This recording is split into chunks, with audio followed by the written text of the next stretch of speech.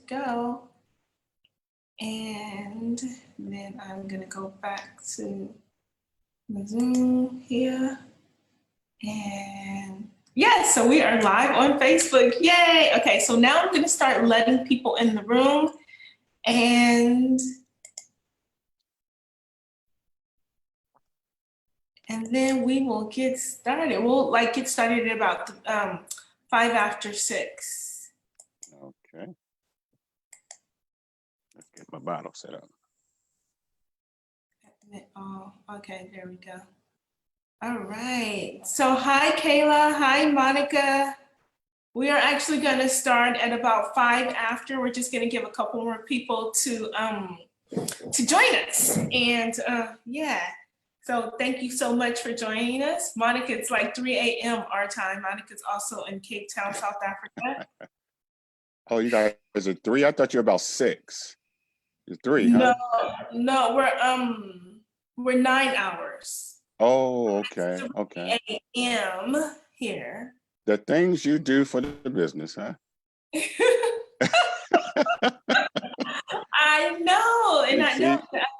And it's funny, like you have all these people who excuse the side chat. You guys are welcome to join in, Kayla. But you have all these people who are like, oh, I want to join the Black. Can you do the same thing in the States? And I'm like, sure. So I'm just hoping those same people will, participate. Mm-hmm. I know, I tell you, Tawani, I miss you out here. I know we all on lockdown, but I miss my friend. How's mama? How's your mama and your sons and everybody doing? Oh, my mom and them, they are all doing great. Hi, Kayla. Hi. Okay, so if you don't want to talk, just mute your phone. But hey, Kayla, I was trying to unmute you just in case you wanted to join in. We're actually officially going to start 5 after, but Paul and I, not only are we business associates. Hi, it's Kyla. Sorry, I was muted. Hello. Hey there. Welcome. Thank you. Thanks for having us. Yes, we're excited. Monica? Hi. What's up, Miss Monica? It's good to see you. Same here. How long are you in South Africa for? Until it's safe to return to the U.S. I know, huh? They got you on lockdown. You can't go nowhere. Well, I was supposed to come back May 2nd, and my flight was canceled. Yeah, I bet. Yeah, we canceled all our plans. We were supposed to be in Peru this time of year, and then everything's down. Everything right now for us is just all we got are credits on airlines, cruise ships, everything, resorts. Oh my goodness! Yeah, it's everything tough. is credits. Yeah. Yeah. Okay, but you know what? As much as I love you guys and I hate Corona, I do not want to talk that much about Corona. It's gonna be a That's fine. Oh, yes. Where's your wine at? I know it's 3 a.m., but where's your wine? Or your brown liquor wine? Okay, there you go. I said I would have just one glass before bed, but yes. So we have 2 minutes until we start. So we're going to start 2 minutes. I'm just trying to see who is all coming. Yes, 2 minutes. I'm super excited to have Paul Charles here. Hi to everybody that's on Facebook and watching. Thank you so much for joining. It's 3 a.m. here in South Africa, and it's 6 p.m. in Los Angeles, and then on the East Coast, it's 9 p.m. So the people on the East Coast and the people in South Africa, thanks so much for joining. I know it's late. It's bedtime for most people, but I'm super excited. Super excited to talk to Paul Charles to see what he has going on. Sorry, I'm checking my emails right now. Oh, just get caught up. So we'll start in 1 minute. Gotta get caught up. So I usually just like to give people like a 5-minute grace period, and then we'll just get going. Yeah, so who's watching on, let's see who's watching on Facebook. Hi, Facebook people. You guys Tyler muted herself. You can join the conversation in Zoom. There's a link. Oh, I should probably put the link in the message. Or you can just watch on Facebook. And if you have any comments, any questions, put them in Facebook. And I'll try to check them from time to time, like right now, for example. You guys muted herself. You can join the conversation. Okay, that was my Facebook. I think Facebook is a little bit delayed. Oh, so Mhm. Tracy is watching on Facebook and she says, hi, Charles. Hi, T. Martin Hey, Josh what's going is on? watching on Facebook. And Jenny and Regine are watching on Facebook. So, hey, cheers to everybody in Facebook world. Let's see. So we are going to get started. So it's 5 after, and we are going to get started with our sip and our chat with Paul Charles, Sip. winemaker of Charles and Wine Co. Let's see. I'm just going to change the view from my end. And yes, so thank you so much for joining us, Charles. I'm so happy to have you here. Welcome to my wine studio, a la my casa as well. So most of you guys don't know it, but Paul Charles is a winemaker. He makes wines for Charles Company, Charles Wine Co. Sorry, I messed up the name. Charles Wine Co. He's based out of Los Angeles, and he has a lot of different varietals. One of my favorite ones is the Zinfandel, of course, just because it's a California grape. Boop, boop. And Paul, you tell everybody about yourself. I can go on and on and on. So let's go. All right. Twani noted earlier, from the Southern California area, which is the Los Angeles area, born and raised. I've been in business now with Charles Wine Company for about 15 years, 12 legal years, about 3 years underground. And we've been going strong. Okay. And every year we basically come out. We started with about 2 tons of grapes, which is about 120 cases. And now we're up to about 20 tons of grapes. So each year for us has been growing, yeah, because we've been a little versatile, and then the region that we actually select all our grapes from, which is Lodi, which a lot of winemakers in the business here in Northern and Southern California do either Napa or Sonoma areas, which is Lodi is the Zinfandel region, as Tawani talked to you earlier about the Zinfandel that we have. But that's how we started. That's where we're at. I can go on and on, but I know we only got a short amount of time on this. But here No, we are. we have all night. This is gonna be a wine Yeah. Hey, marathon. I see Lim on there. What's going on, man? I have him muted for right now. Okay. But we can unmute and say hi to everybody. There's also some people on Facebook that are checking in. So we have Ty, we have Jen, we have Richard and Sandra. So hi everybody. Thanks so much, Charles. Charles, can you tell me how you got started in the wine industry? Like what prompted you to start in this industry? You know, I was intrigued by it. Always, when I was in the service, we traveled around the world, and I was blessed to be able to be in a lot of different countries at an early age. Literally, I joined the service at 17. I went to, I actually finished boot camp at 18 years, at 17, went to my first ship at 18, and finished my first tour of the military. Technically, legally. Right, Okay. right. But we literally were around the world. And my first tour was over at 21. I was aboard a destroyer, literally traveled all overseas.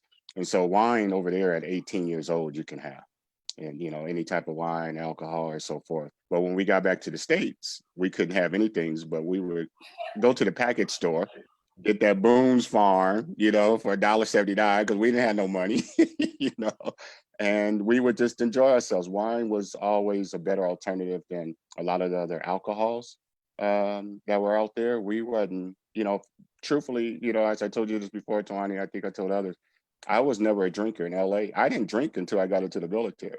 So we were always just jokesters around LA, just had a good time, just enjoyed ourselves. We didn't need alcohol to literally make us talk to people, you know, to be social, basically. Right.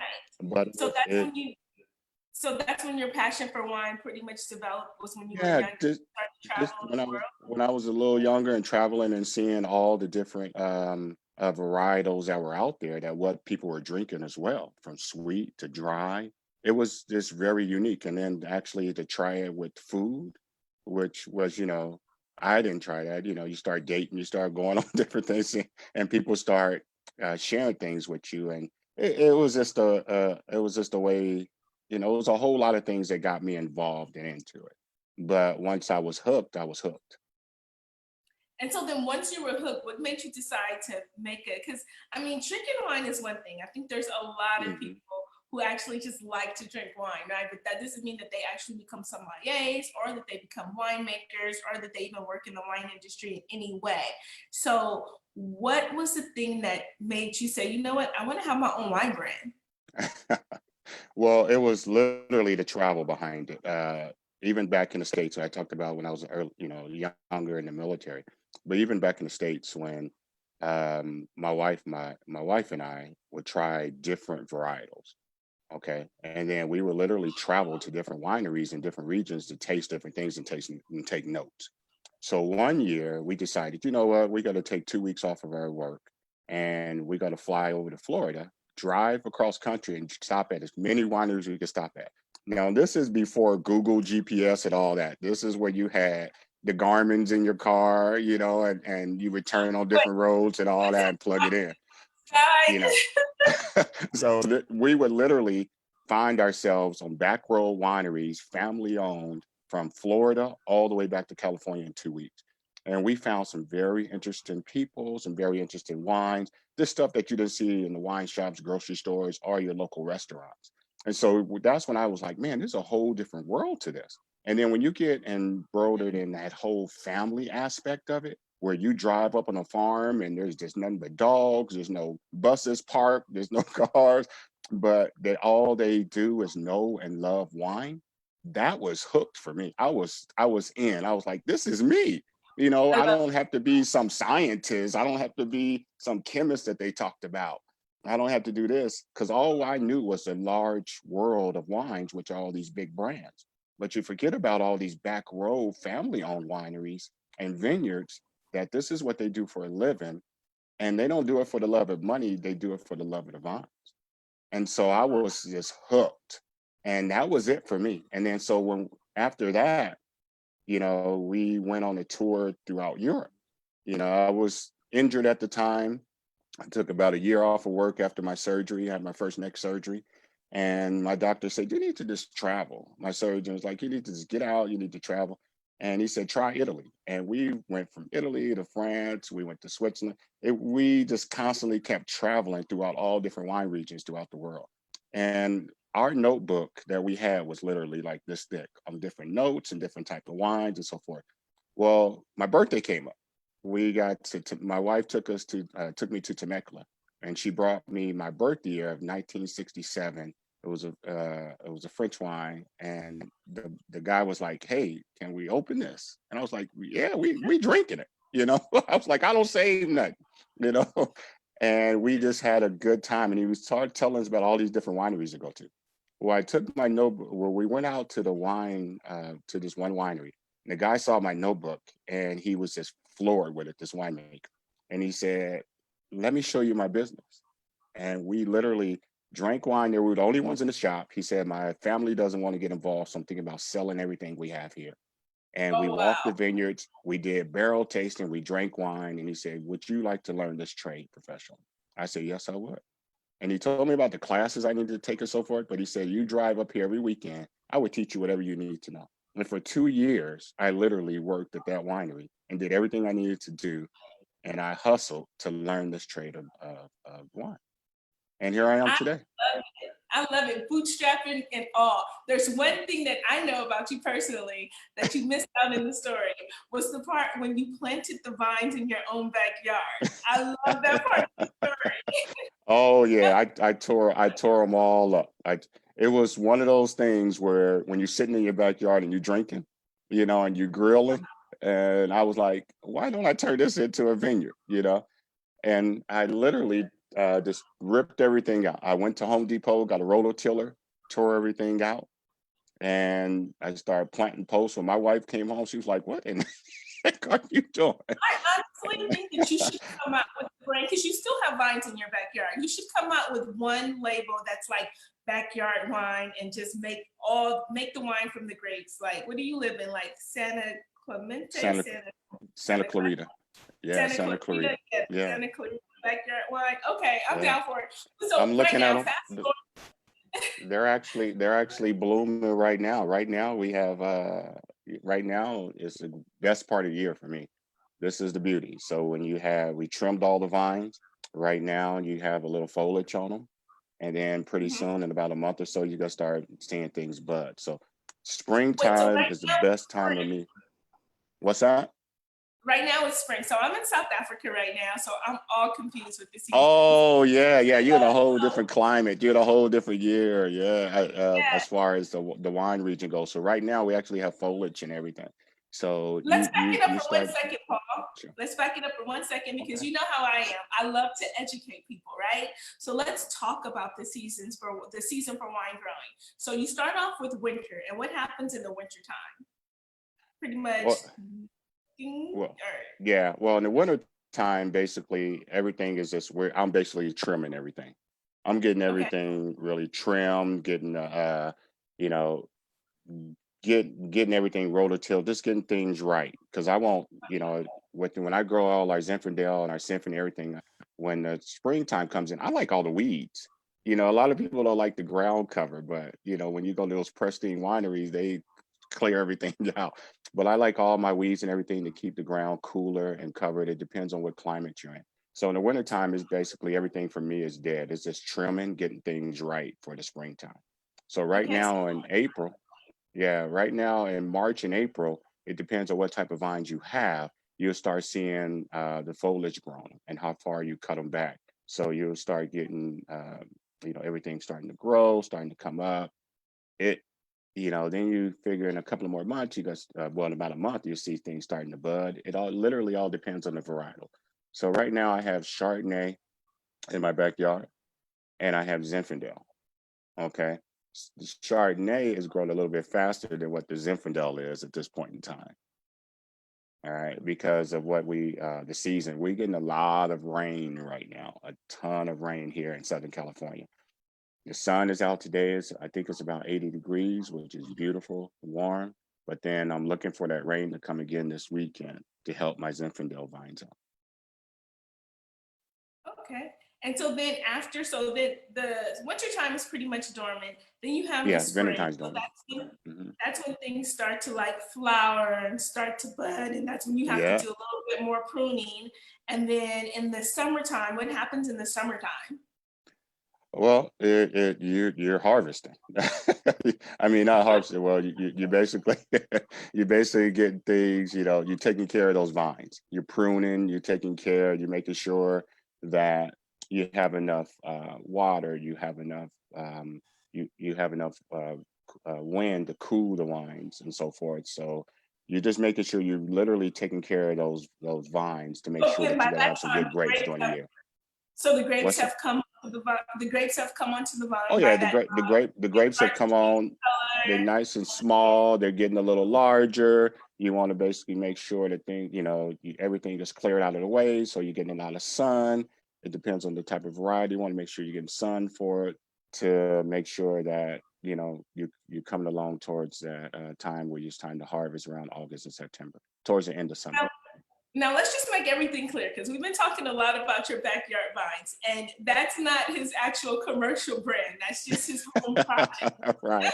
That's I want to just a make that project. That's 100% that. clear. Not, I think that you can help make delicious wines in your backyard, but like, let's just make that clear that we're talking about the backyard vines just as an example, Yeah. because that's his home project. Yeah, and that's when we first started, where we literally crushed the wines by hand. We didn't have a wine press or anything of that nature. We used to crush them by hand here, or take them to our wine club down in Woodland Hills where I was joined, where we used to it was like a group of home winemakers where we would bring in our own vines or buy certain varietals from Paso Robles. There's one winery that was associated with, and they crush everything there. Well, things break down when you first start off. You don't buy the best stuff. You buy used things, and our press had broke. So my wife and I literally crushed it from hand from there, and I just literally kept the vines because I love the aesthetic. I love to have grapes around me wherever I go. I told my HOA, I wish I would turn our whole neighborhood into I, I they absolutely told me no, but hey. you know. I absolutely love your entrepreneurial spirit. Like, I mean, I feel like that's just exactly where I am right now. It's like, you know what? I have grapes, I'm gonna make grape aid or wine, which is even better, right? So Mhm. speaking of that, I feel like you've done that throughout your entire like entrepreneurial career with this wine business, even with the sales and the distribution of wines, which can be like um, can be problematic or a challenge for a lot of wine companies.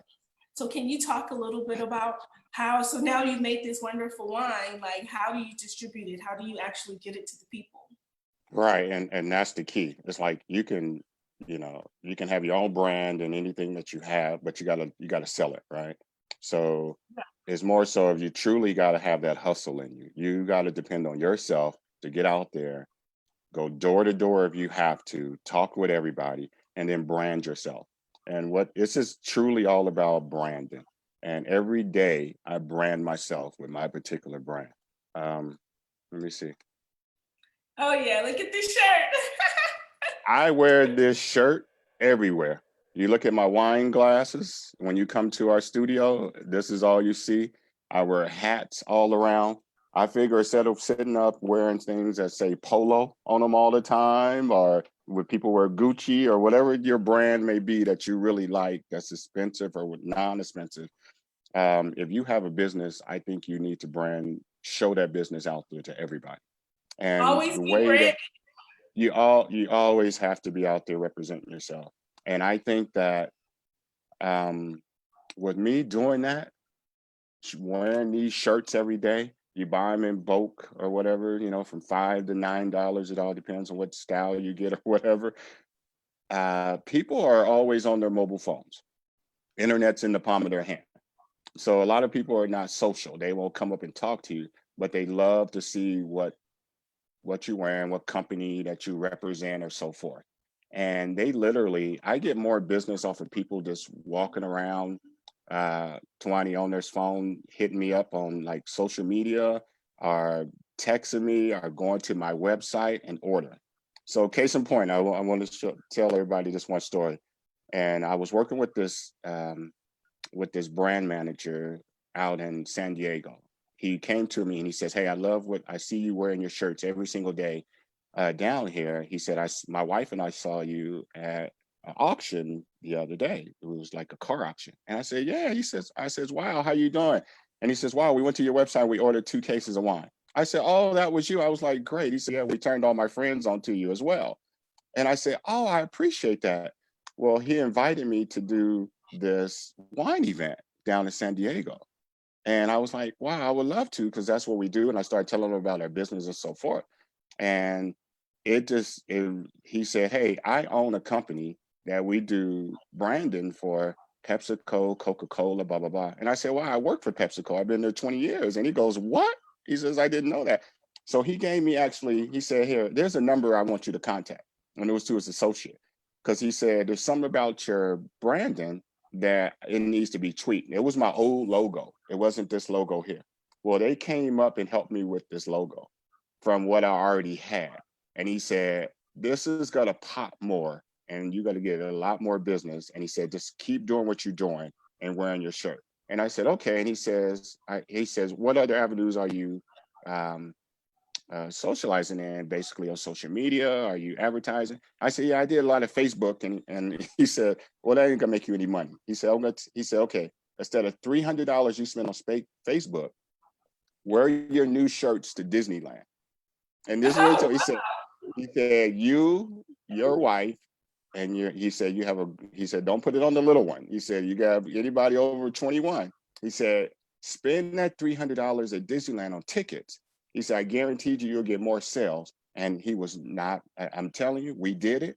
We went around Disneyland. It was crazy. Then we went to Magic Mountain. Okay. Wherever we traveled to an airport, we wore our brand.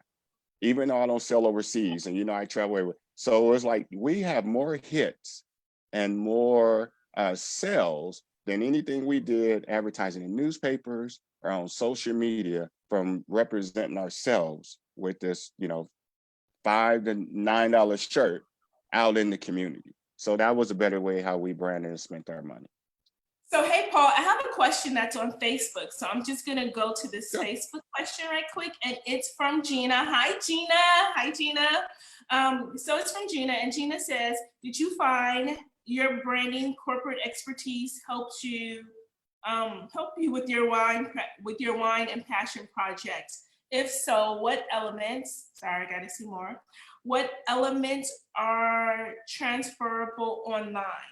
So did your branding experience help you with your wine business, and what of those skills are transferable online? Yes, it did. And I'm not a big online person. I I try. I haven't been on social media for over a month to today till I posted what we're about to do here today. I have never been a big online person, but it had transfer when I was online like once a week. And Tawani has always told me in the past, you need to start posting more. You need to start doing this. But I'm just not that type of person, all right? But it has, and people have noticed. Sometimes I just post. If you see this, I just have my swirl, and instead of the Charles Wine call, and then people start learning what that actual swirl was online, and start reaching out to our company and contacting us. So You know, Paul, I think that you bring up a good point, and I've been the same way. That's probably how we met, just hustling, always yeah, brand, always talking about your brand, and that's what a lot of people don't realize. Like this wine business is so competitive, and I would so imagine competitive. it's just like any business, but like you're your best salesperson. So like any chance You that you are. get, you're always talking about your brand to like other people, to like Yeah, you have to toot your own horn because nobody else Tawani is going to do it for you. And people yeah. just think, hey, if I create it, yeah, if I create it, then they got to come. Well, you look at just like you said, we been hustling. When we met, I was in Inglewood, right? And you came to my shop. I was selling wine out my little small place in Inglewood, bringing it to your car. We were talking. I mean, we always talk about our business, and we always hustle because we have a passion for it. And people don't realize that And whatever I you do, you got to have that passion in life for it. And that think passion just explodes out in the way you talk. yeah, that passion, and not only that, so the passion, the branding, and then like the networking and the Yeah, collaboration with other people, right. other like-minded individuals. And I think that that's something that you've been very, very good at. There's so many people in the community in Los Angeles that you've been like, I know for me, hey, I'm having Wine Over LA when Wine Over LA first started. I think you've been there since year two. Yeah. Um, and just showing up, pouring your wines, being like this really positive force. And I know like even customers that hire me and I have to do wine events for them and I invite you, they love you the same way. So it's just really cool to have you like in my corner. Well, I appreciate you always including me. As I tell you, we love what we do, and it shows in how we talk about it. It shows in our branding, us. People always tell me that all the time. They go, "Wow, you have a spark when you talk about wine." And I'm going to tell you, it's funny. Since we've been locked down, it's been tough for me. This has been the hardest time. I'm glad I'm safe at home and we're relaxed. I have a beautiful family, everything's all right. But when I watched that movie Uncorked a couple of weeks ago, oh Uh-huh. my gosh, I was like, man, I was like, because it opened up, they show people at the wine events and the scene. And that's our thing. I literally do like about Yeah. 15 wine events a year and we hosting. I was like, oh, I missed that. Oh, this and that. I I truly miss being out in the grind every day of the wine industry. And And I it's know so it's funny. coming back. Yeah, I know it's coming back and It's coming hopefully back. it's coming back, but I feel you because, like, first of all, I do love the movie Uncork. Shout out to Penny Prentice.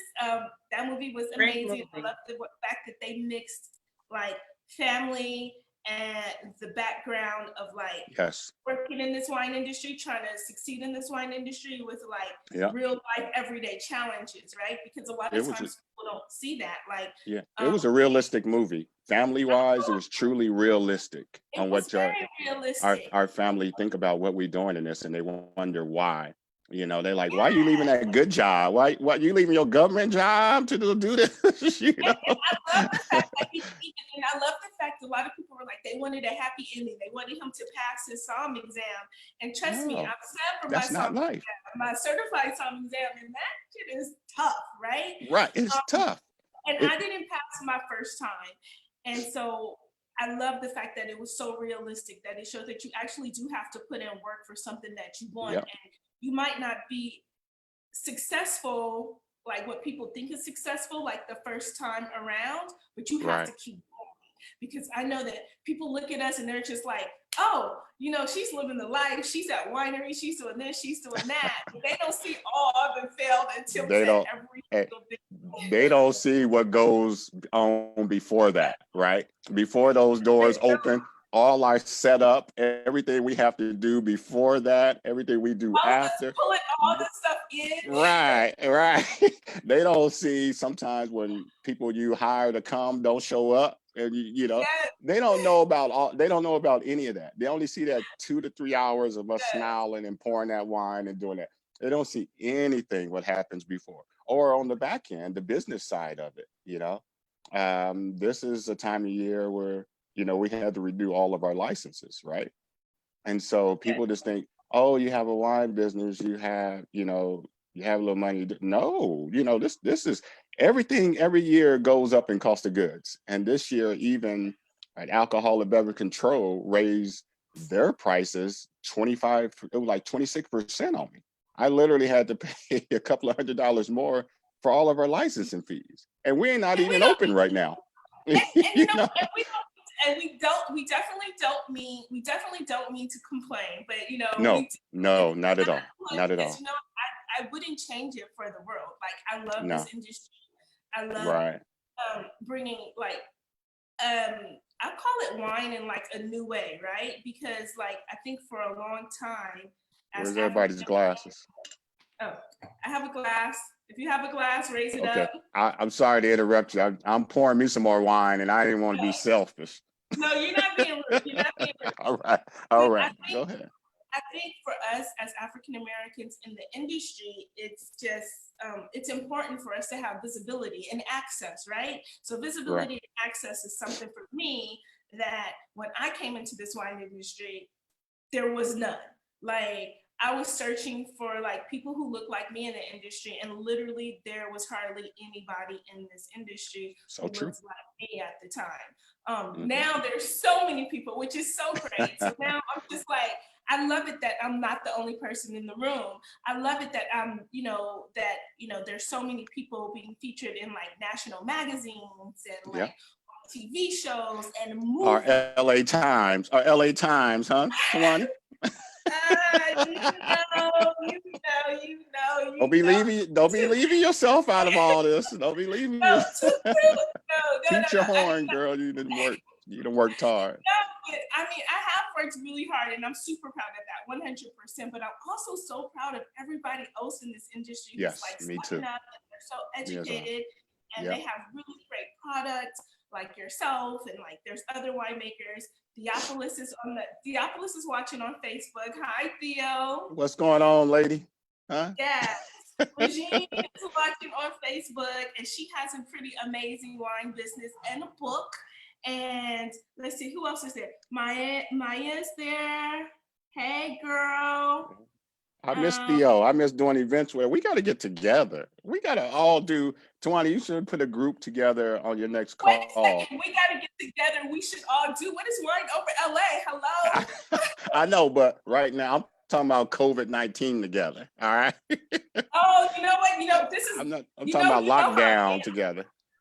Wait, but you know how I am. So you put an idea in my head, and it's about to happen. So I'm gonna have a Wine Over LA mixer. So I'm just gonna invite all the wine makers, all the wine people, and we'll just do like a mini Wine Over LA. We gotta get Theo. We gotta get Wine Noir. We gotta get Paula. We gotta get everybody on board. We gotta get back. We gotta get everybody on board and do, get Andre, get everybody, get all your people. Let's just have a wine conversation, No, we should. We will have like this whole international conversation. International conversation. Yeah, that'd be. about wine. Yeah. Oh gosh, we got so sidetracked. Okay, let me just I see know, if huh? That's how we get all the time. that's What's how we next? do. Let me Yeah. see. What's on the chat? What's on the Um, chat? Any Okay, questions? so Shay, you know Shay Franchette. She's Yeah. up in Northern Oh, yeah. California. Yeah, What's she's on the going call. on? Hey, She says hi. She says congratulations on all your success. thank you. Same to her. Same to her and her family. Her family is very successful. They got a wonderful product. They do. I know. I've been wanting to taste them. Let's see.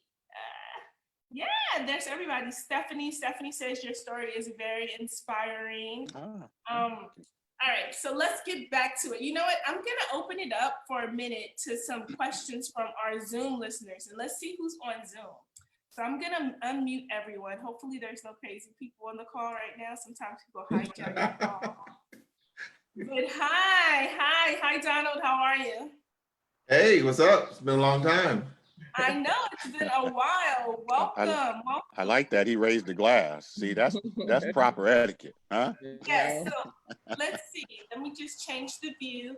Hi, Alicia. What's going on? Hey, I'm on a wine diet right now. I can't drink at this particular time. What? Yeah, What? I'm on a weight loss. I'm on a weight loss journey. So Okay. yeah. So I'm Hey, gonna we with you. luxuriate on my birthday in June. So June 4th is my birthday. So I'm on a 90-day weight loss challenge right now. So I can't drink. Ah, that's all right. That's all right. But I can stick. Hi, Pamela. How are you? Hi. Thanks for joining.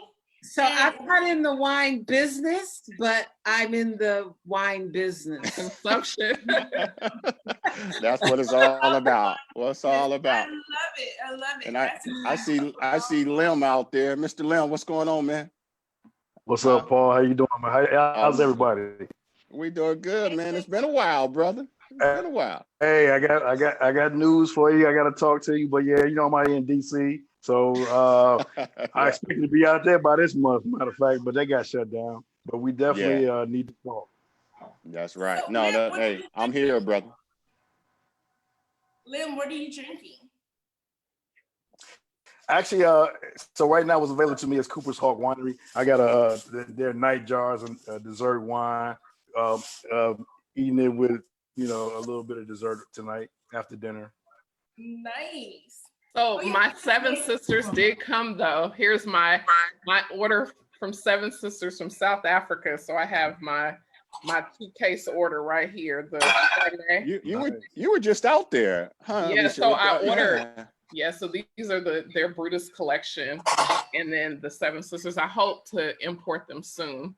Okay. Good. So yeah, and I love it. I'm all about bringing wine from South yeah. Africa. So yeah. I ordered some Carmen Stevens. Yes, we met her. So hopefully, my whole goal now is just to focus on South Africa. I'm kind of pivoting more and just building the international market. I will have maybe 1 or 2 California Black-owned brands, but I'm really focusing on the supply chain in Africa to bring it to California because that's where my passion lies. And it's just, I just had a really good experience whining. We had so much fun, and it's just, I love it, and I'm definitely going back. Hey, you see, hold on, you guys see that smile? Did you see that smile she did when she talked about she loved it? That's the passion of the business. That passion, yeah. That's what it's all about. When we're talking about our brands, who we are, what we pour, who we represent, whatever the fact may be in this business, that smile right there is everything.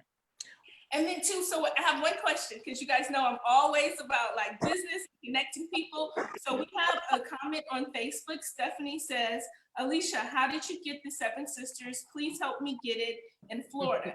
So I'm gonna just say this. I'm gonna pause in the conversation for 1 second, right? Because this is so key. This is so key for our survival. It's so key for when you see something like that and you want it, is that we have to support each other.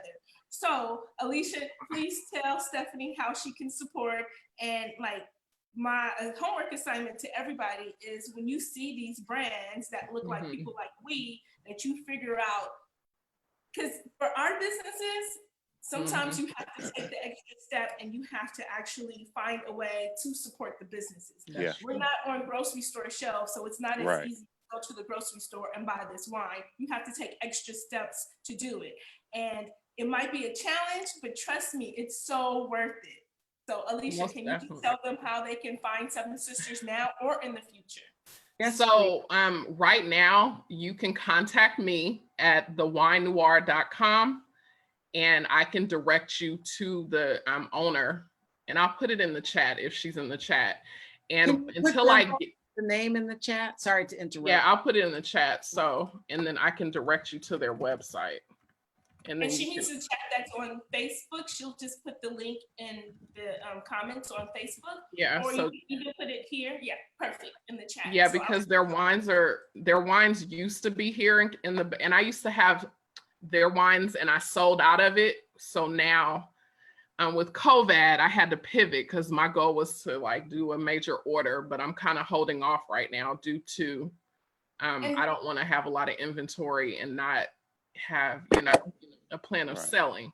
Right. Makes sense. Absolutely. That's And smart. then there's also a Black-owned wine shop that's in Atlanta, because you're in Florida. Wait, who asked that question? Stephanie. She's asked in that Florida. Yeah. question. Stephanie is in Florida. Or Stephanie, I forgot where you are. But on the East Coast in Florida, there's Stephanie Frankel, and she owns the Purple Corkscrew. Purple corkscrew. So And she might be able to ship you wines. yeah. Well, no, I'm going to direct her. She can actually order the wine online. You're just going to pay a lot of money for shipping. But if you want it, you can order it directly from Seven Sisters. So I just have to, I'll just pass it along to Vivian. Perfect. Yeah, once she contacts me until right. that supply chain. Hey, welcome. Hey, welcome. So What's going on, lady? Hello, hey y'all, what's up? Hey. Hey, what's How in are that you bottle? What was that bottle? What was in that glass? I'm drinking from Oak Farm in Lodi. Okay. Oh, I know. I have a little bit left. They have their Albarino, was this 2018. The Well, Lodi Wine Association had a tour, so I got a couple bottles. Well, that's a good thing. You only got a little bit left. You see. I was drinking sparkler. Hand me that bottle. This is what I was drinking earlier. Yeah. Oh Lord, Hey, here we go. I know, Yeah. huh? I topped this off. All right. Now, I got real this in quick. Oregon, in McMinnville. They served this wine in the hotel that I stayed in. It's the R. Stewart Winery. So I topped this off because there was like a little bit left, but that's what I said. I mean, I'm drinking every day. I'm trying to get my liver. It's problematic. We're all gonna have to go to AA after this. No, I was telling somebody today, and I know Tawani, I'm sorry, we're not trying to take over your little group, but I need to ask everybody. I know. Because we all drinking like crazy right now. I mean, I'm like, we drinking brown liquor, we drinking cocktails, we drinking wine, we drinking bubbly. When this is over, I had cognac earlier.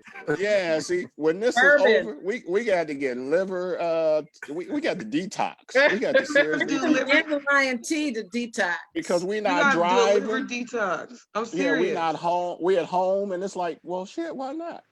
And it's like. Literally, it's like, well, is it 9 o'clock too early? Like, nah, I was in Europe this time last year, shit. So it was 3 o'clock, So you just justify things. You guys know what? You guys are spoiled in the United States. In South Africa, there's a lockdown on all sales of liquor. No. Wine experience I had in my house is what I have to last me this whole lockdown. And that would have been gone in a week. Wine. I have no sparkling wine left. And that I'm down wow. 18 bottles of wine. No. Hey, let me tell you. No one can they mail you wine? No. I was talking to my daughter. She felt so bad for me. She was like, I can mail you wine, Mom. I was like, it would take so long by the time it got to me. Yeah. I'm starting to drink my own supply. I ran out of Reds and everybody else. Wait. And they always say, don't never mess with your own stuff. Supply, right. You guys, it's like Game of Thrones up in here. I'm like, okay, I don't want to drink that bottle. Oh, I'm like, I don't want to drink that bottle just yet. I'm, you know, But you know what? It's like I see a lot of people in the wine industry. You guys, like the wine goes through you, Tawani. You don't gain not 1 pound. You, Maya, y'all keep y'all slender shape. Listen, Can't do that. I wish. cannot do that. Oh my God! Tell that to my grandmother who just told me that. I can't. So, like, that middle-aged spread. That's it. you know, I'm trying to get the thickness. I hope I come out of here with Mary's thighs. I am trying. Listen. I'm trying to be thick. I'm so tired of being skinny. Thin thighs don't do nothing. Thick thighs save lives, y'all. I am I'm cold. I'm over it. Right? We're in a semi-apocalypse. I'm not gonna make it. Only the thick people will survive. Going a whole different way. Going a whole other direction, right? When you start talking about Mary's thighs now. Do you see Mary's thighs? Have you seen after marriage, Mary's thighs? Have you seen them? I just seen her in concert a couple of months ago. I've seen them. And I was like, oh my gosh, man. She's thicker than a high snicker. I'm trying to get there. And when she gets down, it's like, man, and I'm with my wife, so you gotta turn your head. You know, you gotta turn your head, man. Alicia, that's okay. If you could send me some, I would take it. Right. Like, I'm trying to get up back to pushing a strong 8, almost a 10. girl. I'm over it. Skinny people have problems too. Oh my goodness. You see, you can't let everybody in your group. You see that? I'm sorry. You see how things turn? You see what We're different from Denver. I'm sorry. Can we go back to talking about the wine, Mike? Sorry, I was going to tell you they did a 1 hour. The liquor restriction lasted in Colorado. 1 hour it lasted, and then the mayor had to rescind the order because people lost their minds. So all of the liquor stores are open here, and the restaurants are serving are able to people can buy liquor from the restaurant, or wine and liquor from the restaurant, or take out. Yeah, we could deliver up till midnight here in California. Charles, did you get those emails from ABC? We can wholesalers, if you have a wholesaler distributor license, the time frame has been extended. Yeah, they actually changed the whole aspect on how we deliver to as well, and what we can do. It's totally different. But I'll be honest, I'm shipping more. I'm not going out to folks' homes right now. Yeah, me neither. I ain't in the street. I just ordered a lot of boxes from Uline, because they've been sold out. Oh my God. So you know what though? But I'm gonna send you, Alicia, I'm gonna send you a link. Don't use Uline, is so expensive. Really? I got a company. Yeah. Oh yeah, no, I got a company for you that you will save tons of money on. Thank you. On shipping products. And so Uline is just way overpriced. They just sold out of boxes, like for the boxes. They deliver by the next day, because that's not their primary primary business. I'm going to give you a company that has literally primary business. That's their primary business that are literally. So I'm gonna inbox you all that info. Okay. Time out for 1 second. So we have a couple questions. So Pamela, do you have a question? I see that your hand is raised. Or was it? I wanted to. Can you hear me? Yes. I wanted to know, can you deliver to me in Pasadena? Yeah. Which one are you? Who are you talking to? Myself or Alicia? Whoever. Absolutely. Yeah. I'm in Santa Clarita. Shit, that ain't nothing but on the 210. Hey. Wait a minute. I can get some bottles from you, and I can get some bottles from somebody else. So I do have Marcus Johnson's wine flow, which is really good. So I have that, the red blend, the Chardonnay. My favorite red blends. Yes. I drink it and I give it away to people because I'm in real estate. So I'm constantly giving gifts to my clients or to other people, and it's usually a bottle of wine. And I love to find out Black-owned wines or Black people doing this wine thing. That's how I want to support. So if you can send me your contact info, or put it in the chat, or I'll put my email in there, and we can connect. Okay, cool. Yeah, and we'll give out all that information after. I think Tawani posts that. But I'm right by you, Pamela. I'm right off the 2 freeway and San Fernando Road. Oh, so yeah. Yeah, you definitely got to come by our workshop and check out the studio and Oh, I'd do love some wine to. tasting and everything. Yeah, I deliver to Pasadena all the time. Well, let me tell you, I used to Right. pre We all on lockdown right now. So pre I this get it. COVID. Yeah, we Right. seriously like. But you know what? I'm gonna be honest with you. This is a time truly that I'm able to revamp, just relax, get things in order because things have just been going crazy. You know, you don't run more. We all run more than one business. All Right. right. And so it's just like this is a really good time to just revamp, just relax, see what the next moves are, knowing that, hey, you know, this whole essential and non-essential thing you got folks thinking, you know? So Right. it's like, okay, where am I gonna go? Where is this business gonna go in the future? And if it is going in this direction, how am I gonna retool? Because this is what I love to do, to still be able to survive if something like this happens again, which we know it will happen again in our lifetime, you know? But how do you, So I think that oh, go ahead. conversation needs to be, I think in the Black wine community, what I haven't been hearing is how are we really doing? Like, I think like, you know, again, if your business is based off of events, which here in the Bay Area, a lot of us did, I mean, the Bay, I'm sorry, we have like 2020 was gonna blow up, like even from last year. Yeah. Right. So now it's like in restaurants all over. So like, how are we really doing? Because I don't hear none of us talking about that. I Oh know yeah, for me, I'll put it up front. Like for me, like I'm pivoting now to just only dealing with corporate, you know, because the corporate companies like Google and Facebook, they are going to start back with their events. I mean, with their conferences in a different way. And so like, because hitting these restaurants is too much, it's too labor intensive. I need my money up front.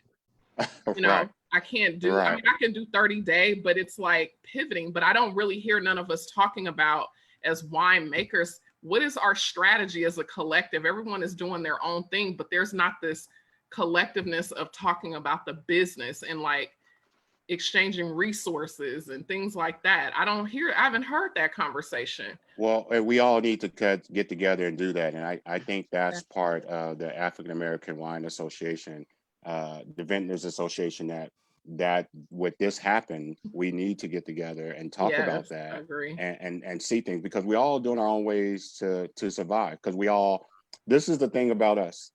One, we are survivors. Okay. We all come out with a different game plan. Our business plans are all different, right? So it's more so like, hey, now this happened. Did you make it through COVID? You know, are you surviving? And I'll be honest with you, I'm surviving.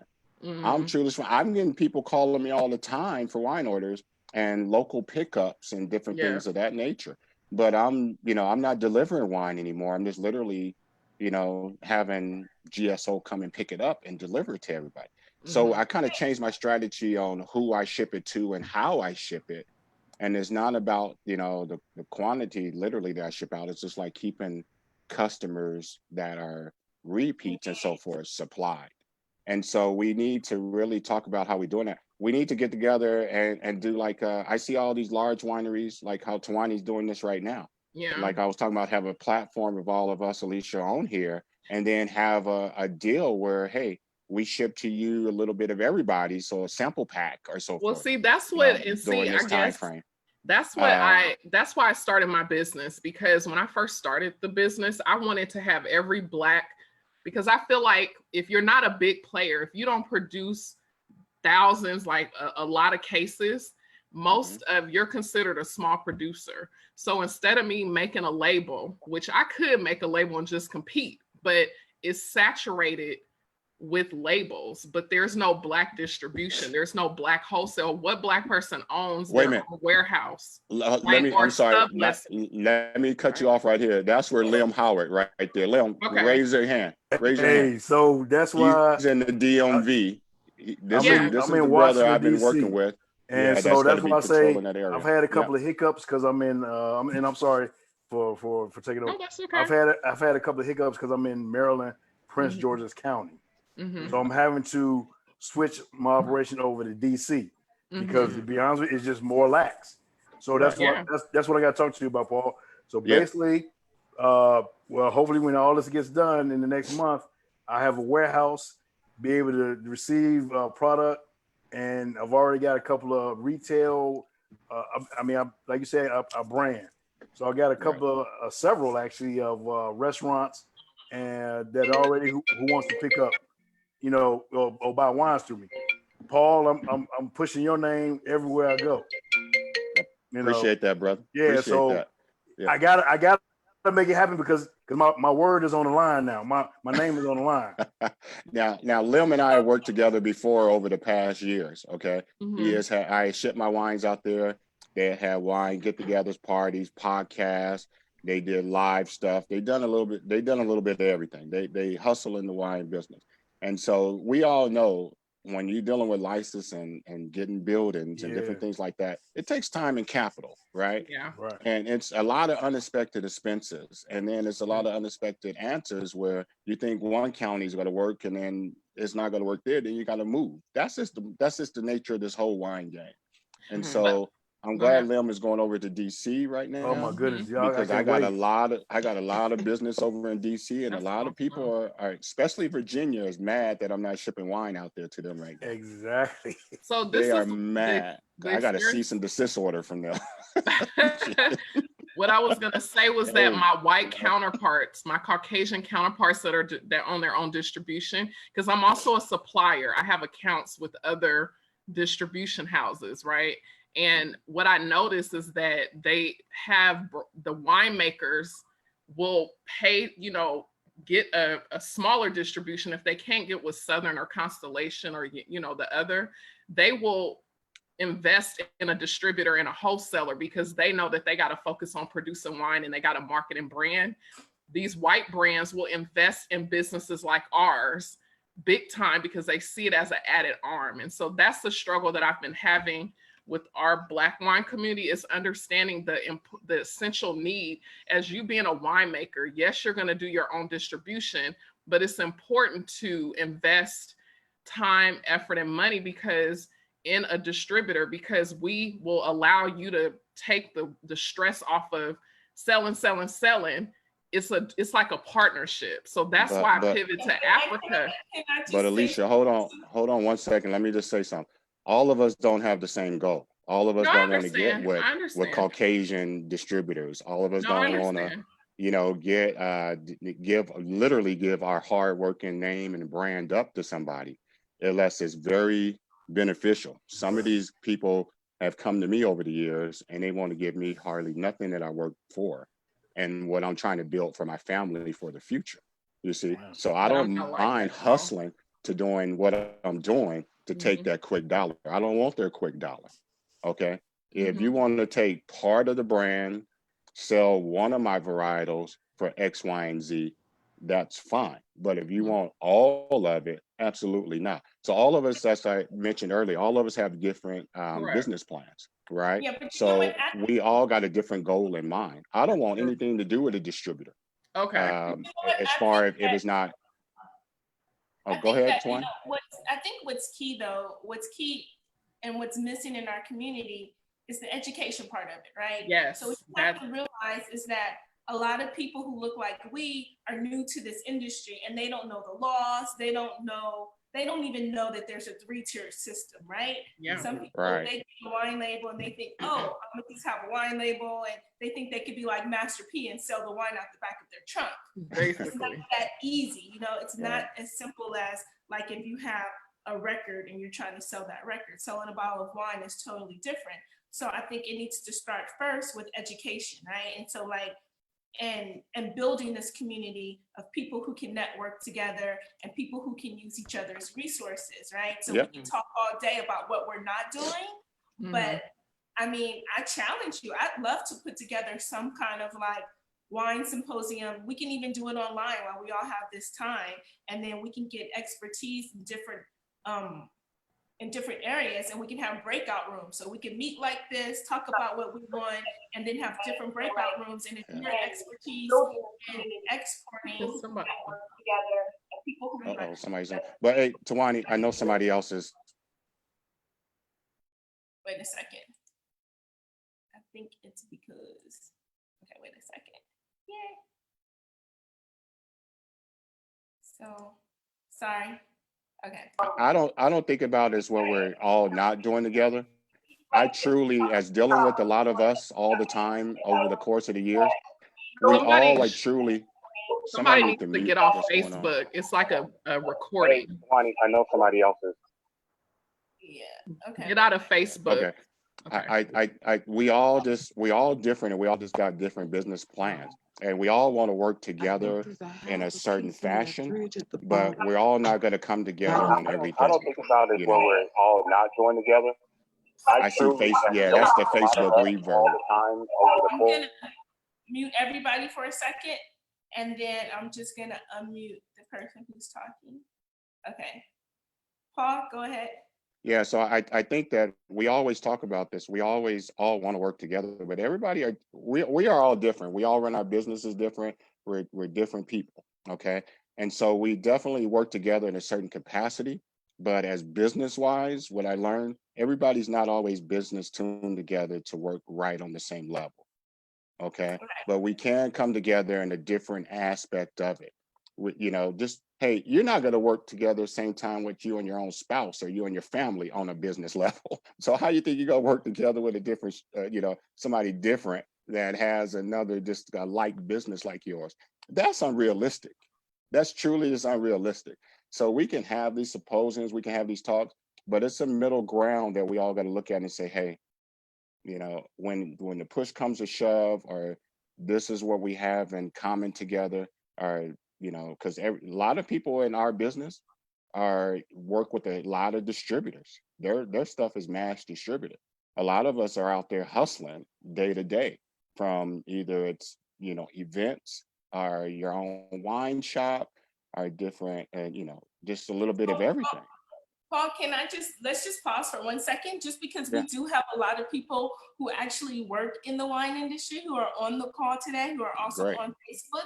So can you just remind everybody, because some people came to the call late, so can you just remind everybody really quickly, like who you are and what you do, and then we'll just go down the line, because I know Maya's on the phone, and I wanted to talk about her business, and then Alicia, and then anybody else. Lim, you can tell us what you're doing. Drake, Donald, you can tell us what you're doing. So Cool. just My name is Paul Charles. I'm the owner of Charles Wine Company, located in Los Angeles, California. We've been in business now going on 15 years. We've been making, marketing, and distributing our own wines.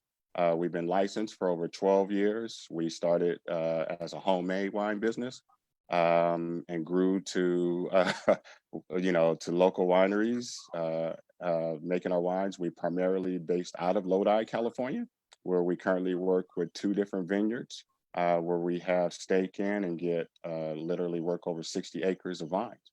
We have basically 5 varietals of wines at this point in time. Literally go back and forth between 4 and 5, and that's who we are. That's who I am.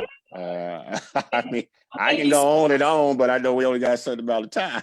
So. Thank you so much, Paul. And Paul, make sure you put your contact information in the chat. And then Lim, can you tell us? Let me do this chat thing. Okay. Lim, can you tell us who you are and what you do, where you're located? Good evening, everybody. My name is Lim Howard, aka the Educated Wino. Basically, I've been in the wine business for about 5 years. I started out as a wine consultant for actually a wine company called Wine Shop at Home, doing the consultations. But in doing that, I said, I can do this for us. So I went out to get my distribution permit and everything, and so now what I'm trying to do, or plan on doing, is basically promoting us, and basically just setting up. Like I said, I started in Maryland, but I'm moving operations over to DC because the restraints are a little bit less over there. But nonetheless, I'm glad to be on this call, meet you all, and you guys definitely be hearing from me as well. But like Paul said, we've been in communication for over the last year, and look forward to just you guys getting to know me and I getting to know you all. Hey, I've been in Tijuana. I've been to South Africa before. Definitely love. I was in Cape Town, Cowles River. Visit the wineries out there. So I know you're having a ball out there. I was supposed to be back out there this, I guess it's just this December for my birthday, which is in December. hopefully the borders will open up and you can visit me. That would be amazing. South Africa is Right. wonderful. And you know what? I'm having a great time out here, but trust me, I am working my ass off as well. I just have to say that caveat. And I know you are.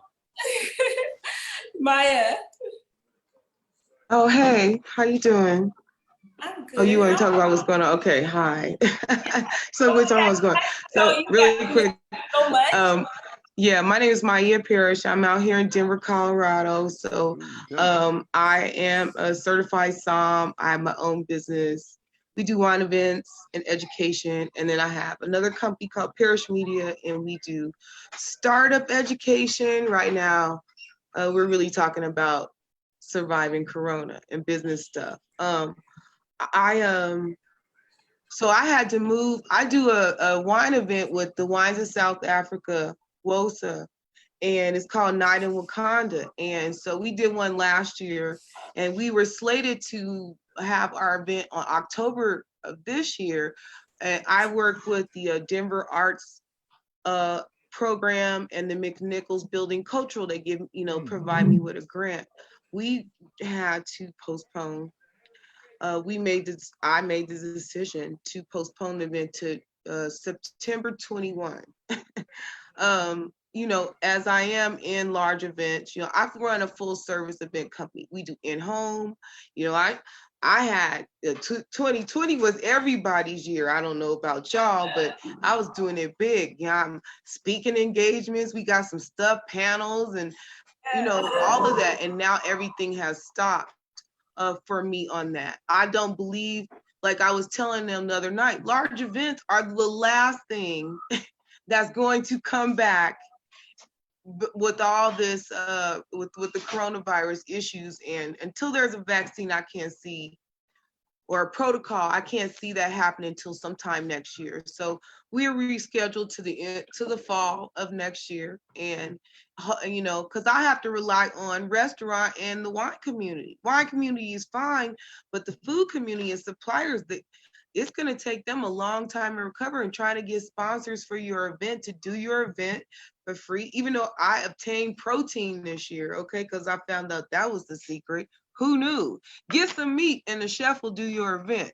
All of them are all now frozen. Everything's frozen. So my business now has been really coming from my other business side, helping people with just trying to making sure their business is solid. A lot of people are now finding out that this one income thing is not gonna work. If your income's taken from you through no fault of your own, who could predict a virus? We're in pandemic times.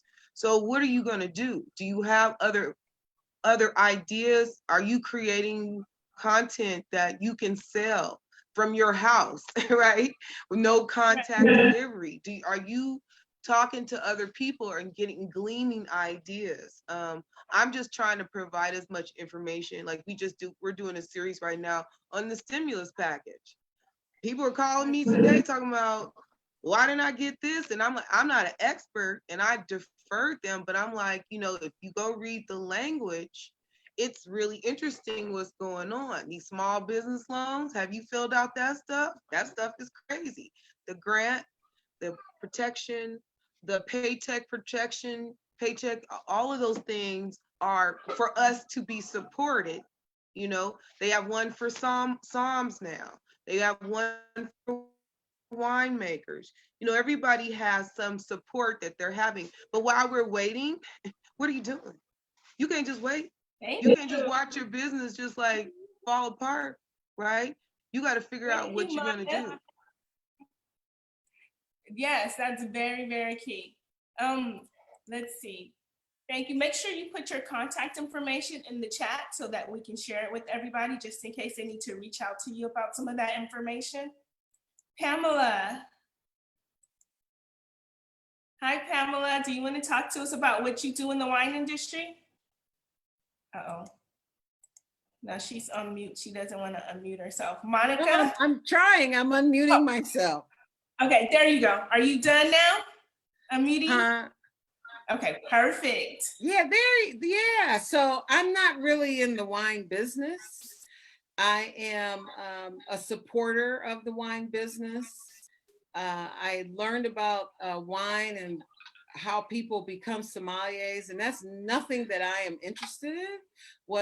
I have a real estate business that I run, and wine and business goes together. So I just like to be able to have the finest wines, and while I'm at it, support Black business. That's really my goal. So I do that. And so I'm always looking to know, well, how can I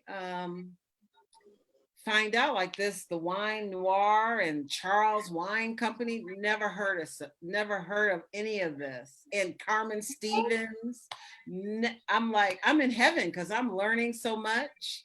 And that's what I do. I like to bring knowledge to the people. Yes, you're bringing knowledge. So I'm here basically as a consumer to support y'all. I like the fact that Maya's in Colorado, and I know she's probably the one or one of a few, only handful of Black sommeliers. I think that's amazing. I love it. I absolutely love it. And I have a big network, so I'm always telling people, oh, have you tried this? Have you done that? Did you see this wine? Well, make sure you put your information into the chat so that way we can reach out to you and make sure that everybody has your contact information. Yeah, because I'd love to. I'm going to order something from, I think I wrote her name down, Alicia Kidd and Paul Charles. I know those two I'm going to order from. Because they're in California and I want to make sure I support them. Because I drink it and I give it away. And during this lockdown, my cupboard is bare. We definitely need people like you. Okay. And then Drake, Donald. Hey, how are you? Hey, I'm not really in the wine business. I'm more of a now and then purchaser, for events. And I do a little bit of extra, but I'm just a observer today. Okay, but you throw events. So just talk about whatever it is that you do. It doesn't necessarily have to be in the wine industry, but just tell us what you do in general. I'm in the Orange County area of, just south of LA, not far from a couple of you guys. And, we do events and bring people together out here in the OC area, mostly. Black and Orange County is our group, is our nonprofit name. So that's all. Nice. Okay, well, make sure you put the information about Black and Orange County and the contact and your contact information just in case anybody wants to reach out to you about that. Hey, Richard, welcome to the call. Hi, can you hear me? Yep, we can hear you fine. How are you? I don't know if you can see me, but anyway, I'm a consumer. I'm somewhat new to wine. I started tasting wine about, maybe 3 or 4 years ago before I made a European trip. I've made several since. I support my cousin Iris, which I understand you know, and Guy. And I'm learning more about the industry. Hi, can you hear me? Oh, yeah, I love Iris. That's my god. I don't know. Beautiful. Well, I plan on helping with orders down the line with some of these companies I'm learning about. So it should be pretty interesting. Very cool. Thanks for coming to the call. Let's see, who else do we have? We have Monica. Hi, everybody. So tonight I'm drinking the last of my Shiraz from Seven Sisters, but I'm a consumer. I travel for pleasure. I retired from a job and I have always had multiple streams of income. So now I just travel and I drink wine in every country that I visit. I love it. And please mention that you've been one of my customers almost since like day one, since like the very beginning when I was teaching at the art gallery in England. Yes. So I'm a huge Zuri wine fan, and I love Paul Charles. I mean, he is really about his business. When I lived in New Mexico, he sent me a shipment and it kept messing up, but he kept working with me. And I love I someone love with that added. Yeah. Then he got you wine all the way in Mexico? That's what I'm talking about. I was Thanks, in New Monica. Mexico. Yeah. Oh, New Mexico. I was like, Mexico. Okay, cool. And then Alicia, one more time, can you just tell us who you are, the name of your business, and what you do? Yeah, my name is Alicia Kidd, and I've been in the wine industry 4 years. I started off as a wine ambassador for Boisset. Everyone knows about Boisset, selling John Legend's wines, and I was doing really well with promoting his brand only. And I noticed that there was a lack of distribution and supply chain of wine brands of color. So my whole mission is basically elevating women and Black women in the wine industry and Black men in the wine industry. And I love Africa. So I'm just like, when I just came back from South Africa, my whole goal was only to go to the Black wine wineries. I didn't, other than Tawani, she did an amazing job with our wine tour.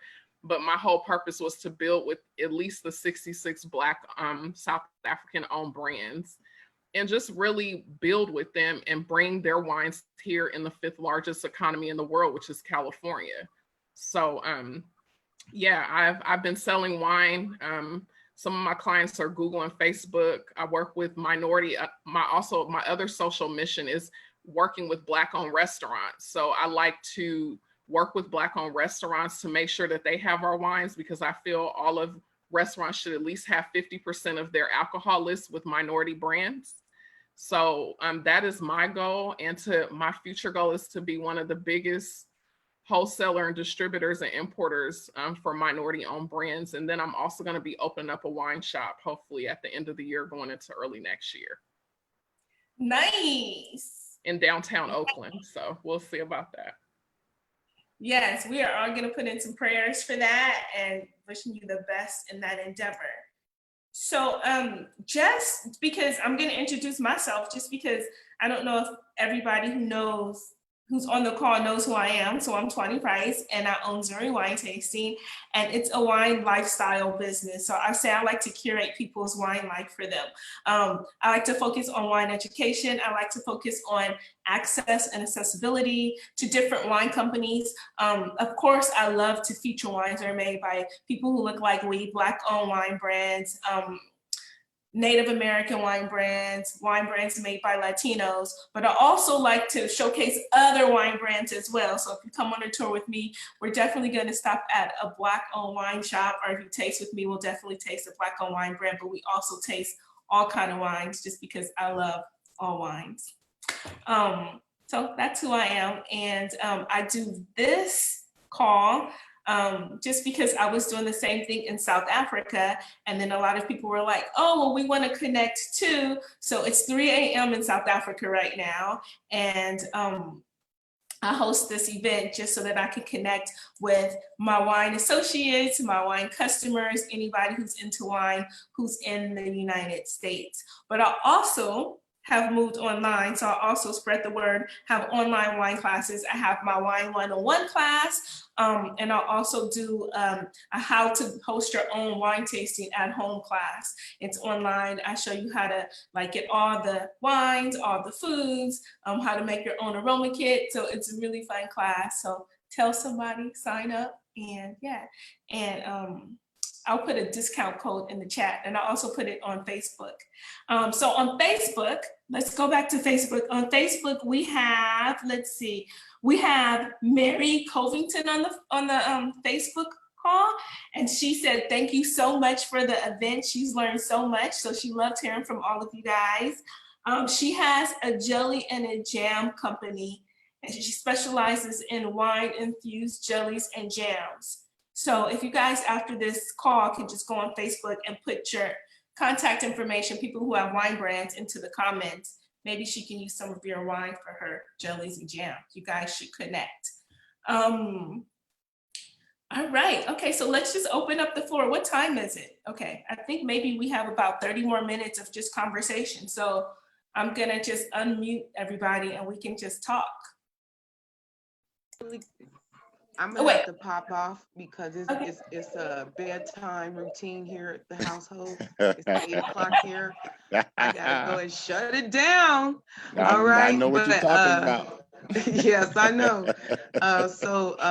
But I just want to say thank you to everybody, people that I know. Miss Kid, we've been circling. I'm following you, and I know some stuff now. Okay, Mr. Howard, I know you, Mr. Charles, Miss Jordan, we had our moment.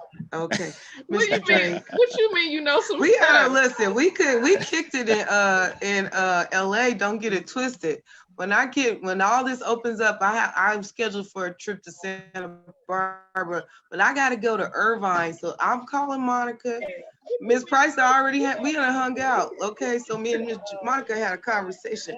Mr. Cornell and I can't even see who's the guy at the bottom. He's just I connected. can't see his name. Hey, But when you come I just to wanted Irvine, say reach out hello to me. Yeah, I wanted to say hello to goodbye to everybody, and it's nice to see y'all. Everybody stay safe. Please stay safe. And I will see y'all later. Bye.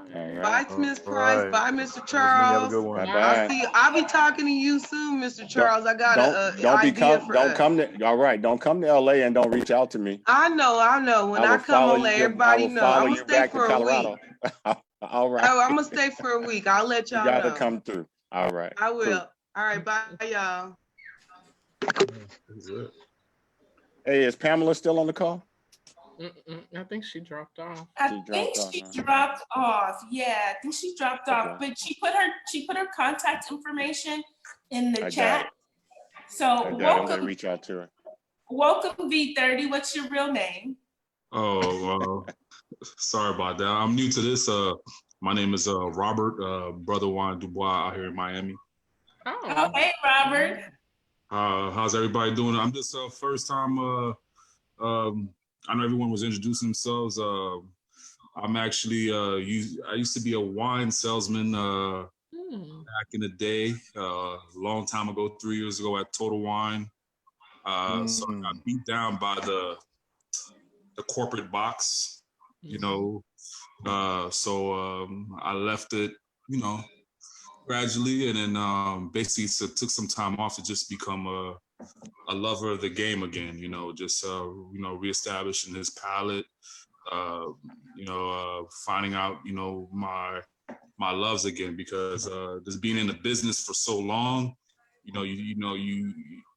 I guess I don't know why. I just my palate changed, and a lot of bad wines were forced down my palate. Being in that big box, and so now I'm really establishing my loves again. And but I'm here to support black businesses.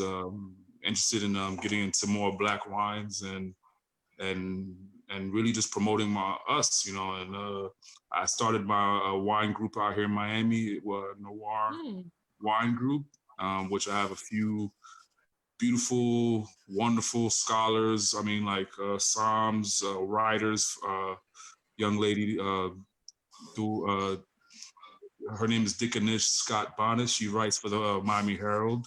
And I have another, few Psalms, but just good people and we have people who are just not writers or not Psalms, who are just regular folks who just want to be around people who look like us drinking wine, and that's where my quest, my journey in wine has taken me, is to start a wine group and grow it out here in Miami and see where I can where can it grow, Wow, well, that's pretty good. That's how it all starts. Yeah, that's right. That's how I started. I started with the wine club with my girlfriends.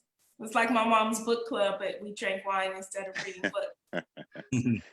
Have you tried Lafette Rosé?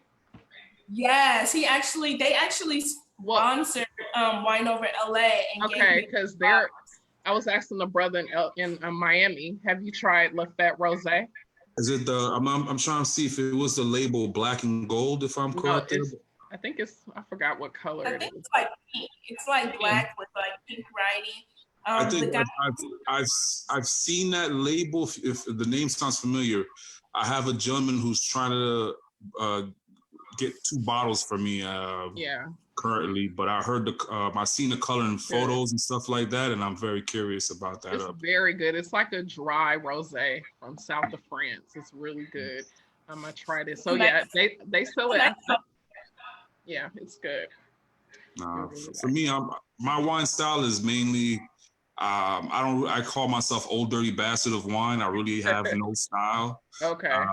I really try to find the beauty of every different style that I like, because I want to be a type of person I am. I'm trying to be more integrated with everybody, so I know what I like personally, and I know when I'm with someone who likes what I like I can appreciate that. But sometimes I'm trying not to say my family, especially being in the Black community.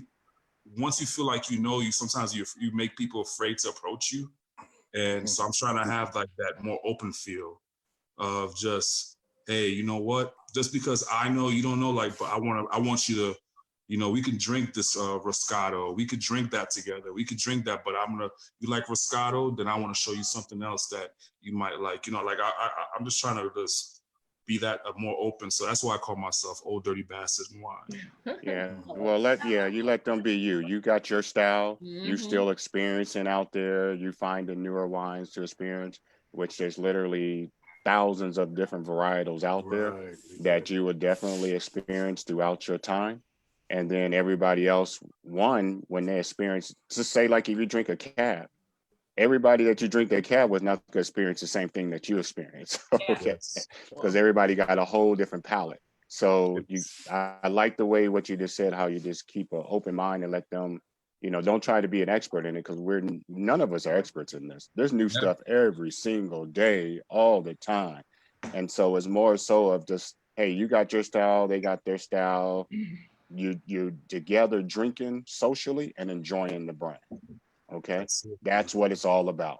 That's the community that you want to be part of. And that's the community that we built at Charles Wine Company. I never down anybody's other brands. I drink so many other brands, white, Black, Latino. It doesn't matter. If it's good juice, I'm drinking. Juice. Okay. That's it. It could be homemade, we drink it. Okay. And so because more right, it's more the social aspect of it all. Okay. Because hey, everybody got their own style, everybody got their own thing. So I like what you said, brother. Welcome from Miami. Yeah. All right, the Florida area. I used to ship a lot down there. We I got a cease and desist letter because I'm not licensed in that state right now. And so I'm I backed off. So I'm good. We're good. All right. So I want to take a moment to say hi to some of the people that are on Facebook. So we have Trayvon. Hey, Trayvon, how are you? And then we have Patu. Hey, Patu, how's it going? Good morning. And let's see, who else do we have that's on Facebook? Mary, we gave her a shout out. Nina, hi, Nina, how's it going? And then M, hi, M. Yeah, so thanks so much for joining the call, whether you joined on, and Tony, I cannot forget about Tony. Hey, Tony, how's it going, girl? Thanks so much for joining the call, whether you joined on Facebook or if you jumped on this call for Zoom. I think it's just really key that we talk to people who are actually working in the wine industry, and we have these really good conversations about business, about education, and then just about life in general, because it's really cool to catch up with everybody and find out what everybody is doing. What I love about technology and wine, especially for the brother that's in Miami, for me, I'm similar in a sense that I taste everybody's wine. I'm a cab girl, so my personal palate, I like really fine high-end wines, but I do taste for other people though, right? So the good thing about Instagram and me being a distributor, I'm not married to one brand, right? So I love if you're into champagnes, Maurice and Sierra, Bet Stevenson, this is out of New York, a sister who is a producer from France.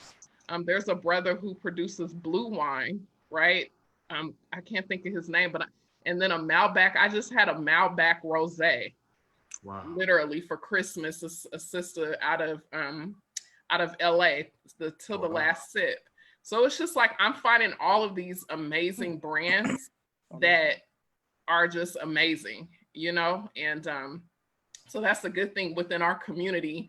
We have the fine wine, like the J Mosses that are 90 point plus. We have everyone, you know, the point rated wines. We also have all types of wines that to introduce your group to. So I know for me, social media, Instagram, I try to follow every Black men and women, international winemaker or domestic, just to stay in the know.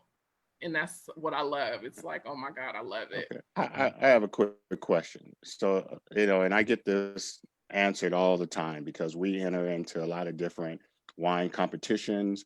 You know, over the course of the last 12 years, we've won bronze to gold medals for our different brands and so forth. But when I do events and when I put those medals out there, people really don't care. Okay. Depending on the audience, though. They really don't care. Yeah. So I want to know, because I do events where literally it's all Caucasian or it's all Asian or it's all Black or it's mixed and so forth. I literally do events for everything, and people just really care about the taste. Okay. So they would literally come and tell us, hey, so that's what I want to ask you guys, you know, Alicia, Leon, Tawani, Monica, Richard, sorry, brother V30 from Miami, right? I will correct that, brother Juan. I will correct that. That's all right. So when you just think of rated wines, you know, when somebody say, oh, I have a 98, 98 points on this, but when you taste that, if it's a cab, and you go to somebody else's table that's never been rated or jumped into that whole political thing of submitting their brands, paying for it, and all that, and it's better, what do you think? I think that I feel like ratings can be overrated, right? Yeah. However, I use them as a guideline sometimes. So like if I'm in the grocery store and I have no idea what I want to buy in the grocery store, and I see, like, for example, I bought this, I used to buy all the time, Humacera Cava. And the reason that I bought it was because it was a really great price. Plus it had a wine enthusiast rating. So I felt like, okay, that's a good combination. It's a cheap wine, plus it's highly rated. Okay, you can't go wrong with that. And it turned out to be delicious. But ratings are not my go-to. Okay. And honestly, I prefer a boutique winery. So when I went to Porto, when I was in Portugal, I went to the small maker. And I just went and I tasted the wine, and I wanted to meet the winemaker and have that relationship to know like how they love, and that love is reflected in their fruit. So that's what I'm enjoying. But the rating means nothing to me, because I have some really high rated wines that aren't really very good right now. Right. Okay. Good. And for me, when it comes to ratings, like same thing.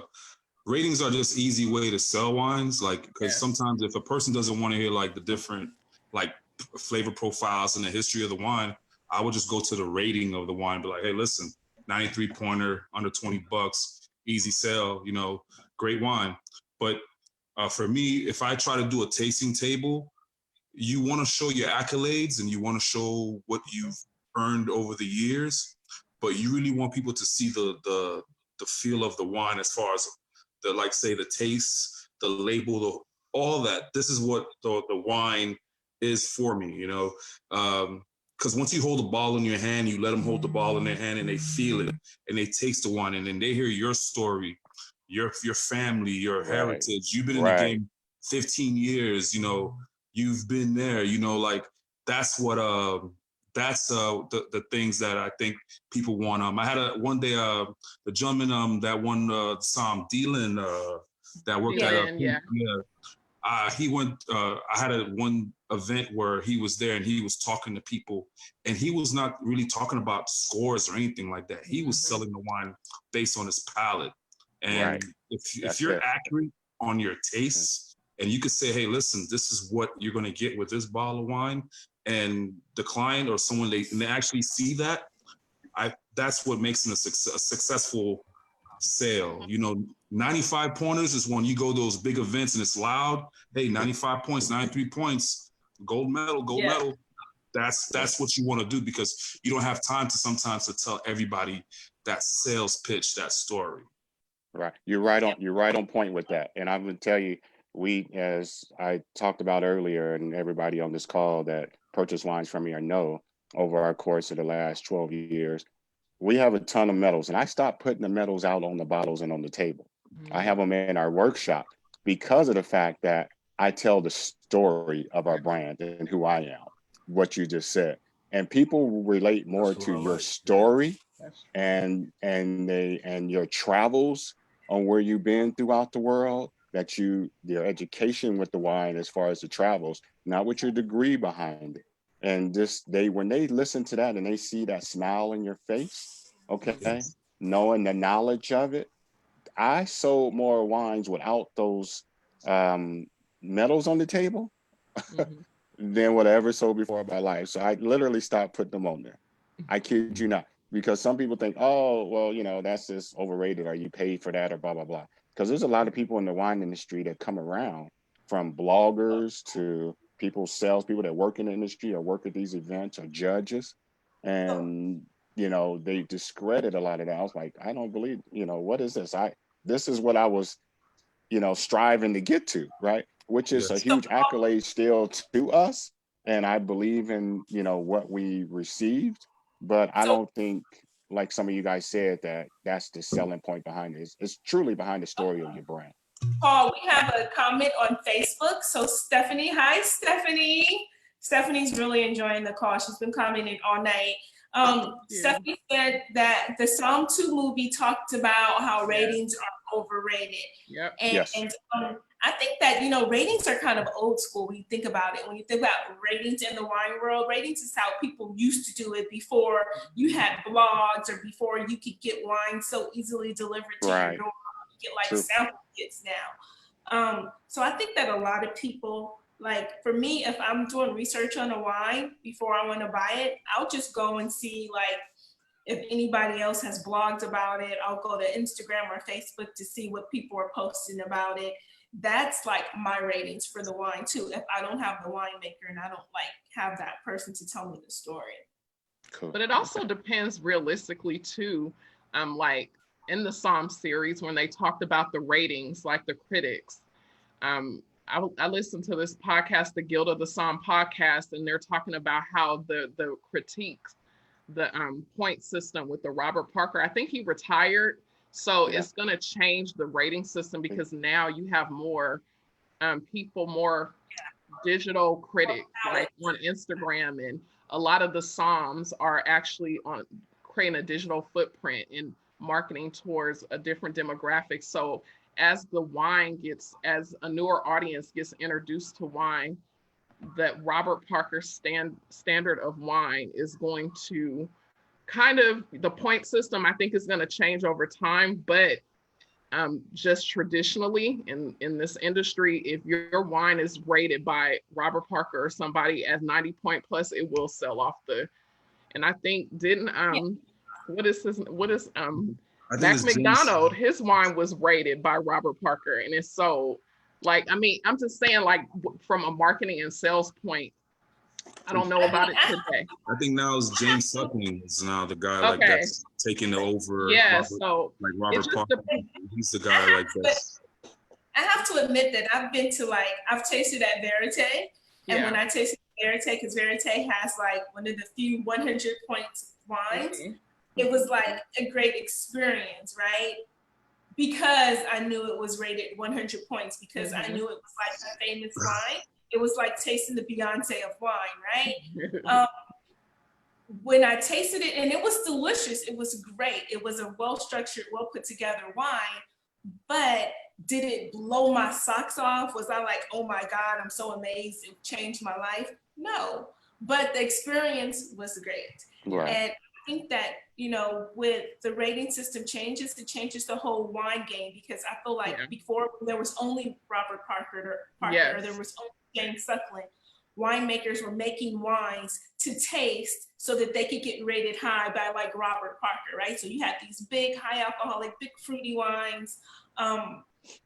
But now that he's gone and he's out of the picture, or James Suckling, they're leaving the picture, now winemakers can be free to kind of make what they want to make and put it out there and say, okay, now consumers, you guys tell me what you think. You know what I mean? That's It's so like true. it's pressure off of them, my personal opinion. But yeah. And that's a good thing too, and that's where it comes to, like, just like someone was saying earlier, it's just about the education.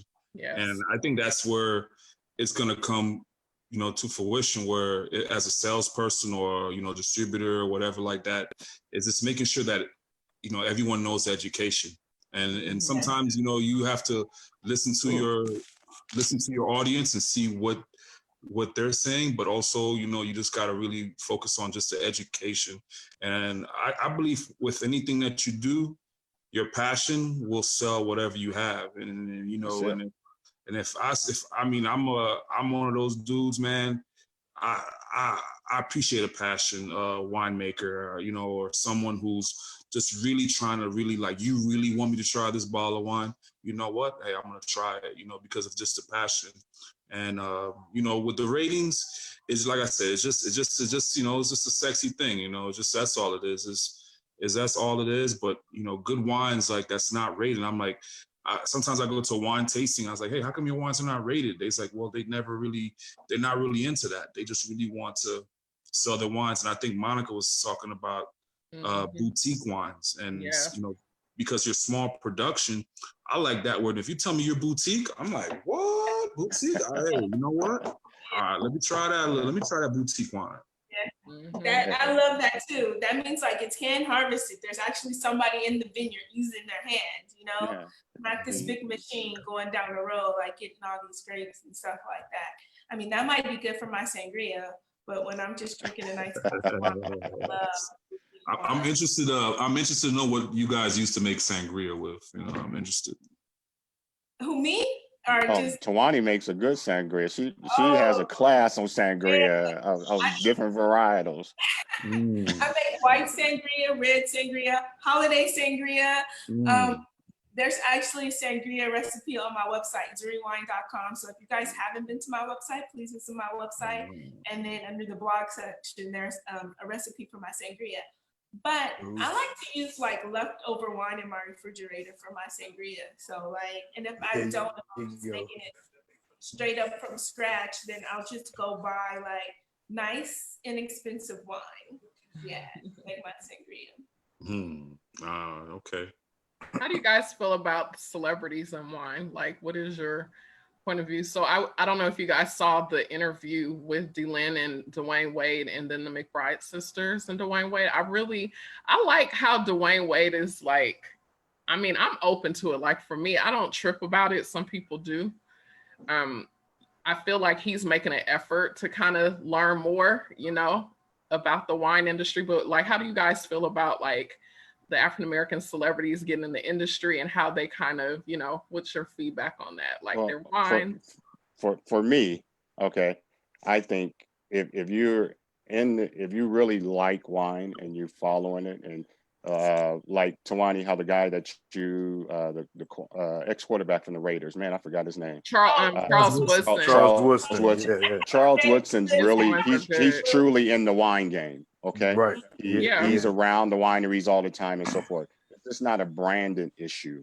It's not just a marketing or or paid gig. If you're really into it and you're part of going, like even LeBron, they drink. He drinks and he knows his wines. So if it's like that, I'm behind you all the way, because this is a hard business. People only look at the finished product. They don't look at what it takes to get to that product. Okay. And it takes a lot of money to make wine. So if the celebrity, yes, it does. Okay, so wait, we have a couple comments from Facebook. Okay. So for the celebrity wine, so Stephanie says, for celebrity wines, I enjoy learning about those that have a true passion and compelling story for how they got into wine. So speaking of Dwayne Wade, and I think that Dwayne Wade and his wife, and I love the couple, I love them as human beings, Gabrielle Union, they both came out with the wine, right? I feel like Dwayne Wade did it the right way. Gabrielle Union did it the not so great way, right? So when she came out with her vanilla pudding, wine, basically she just slapped her name on the label and here you go, here's this wine, right? I don't think she really invested in the brand, or she invested in like the thought of the wine. And Dwayne Wade, you see Dwayne Wade at the actual where he produces his wine, or the people who produce his wine for him. He's there stomping grapes. He's there taking a tour of the winery. He's really invested in the brand. And so if you're a celebrity or if you're not a celebrity, I have that same mentality. Like, people tell me all the time, oh, Twani, you should have your own wine label. You should have your own wine label. And I'm not going to have my own wine label just for the sake of having my name on a bottle. I would literally have to work with a wine brand, pick out a juice that I like that they were making, talk to the winemaker, understand that brand, love that brand, and then maybe I can have like a private label wine brand or something like that. But there's a lot of people out here, celebrities and non-celebrities, who are just slapping their name on a bottle of wine, and they can't even tell you what's in it, how it's made. Right. That's the problem I have with it. That's the problem. I love the celebrities that get behind it, get their hands dirty. There's a lot of celebrities that actually own wineries and vineyards that are working that thing all year long, and they put their name on a label and they don't taunt it, okay? Or have a brand. I'm all for that. But just the marketing aspect of a brand, I'm not for that, because I think that's just a slap in the face to us hardworking, everyday Joes here on the street. Okay, go ahead. No, I had actually, not to interrupt, but I actually met Gabrielle Union when the vanilla pudding dropped. She came to one of our stores and to launch it. But I think with her brand, it was just that the vanilla pudding was just, no one knew how to market it, because it was a cocktail wine, and it was super buttery, it was super fruit forward, and I don't think it was at that time where Instagram was, and it wasn't properly promoted the way it was supposed to be properly promoted. And I wish was sometimes though, where they would get a few of, maybe, I don't know who's her promoting team, but if she would get some of us or to promote it, or come and talk to certain real local folks wines and certain folks that would know how to promote that wine, because I felt that wine was supposed to be promoted to us, but it wasn't promoted to us. And she needed a focus group. She needed that focus group. I never even heard of it. Instead of just a marketing company going, hey, this is what people like. And they love what you represent and how you look and your, who you are. And they got to buy it. That's what people just think. But no, they truly need a decent focus group, like you said, of some people of all different nationalities, because she has fans literally all around the world, right? And it's just like, this is what the profiles of wine for different nationalities like. This is what the tastes are. This is what the boutique is like that people are looking for. Not just, hey, I'm going to slap a label on this cheap brand, put you out there, and then we got to sell millions of dollars worth of stuff. That was, to me, it was just like a sales tactic. But her husband is doing it the right way. Beautiful couple, lovely family. I love what they're doing and how they're raising, their kids and what he represents. I've always been a Dwayne Wade fan. I always thought he was better than Carmelo Anthony when they all came out together. So we have another comment on Facebook. So we have Raymond Royal Vines Scholes, who joined us on Facebook. That's my brother from Miami right there. Hey, Raymond. And so Raymond says that he wish he could be a part of the call. Well, the link is in the comments. Hey, so Ray, you better get on, Ray. Ray is another. This will happen every Wednesday at 3 a.m. and y'all come, because I'm getting up. Well, it's not 3 a.m. y'all time. It's 6 p.m. y'all time, but it's 3 a.m. my time. So come next week, because I don't want to get up this early and talk to myself about wine. But Raymond says that he says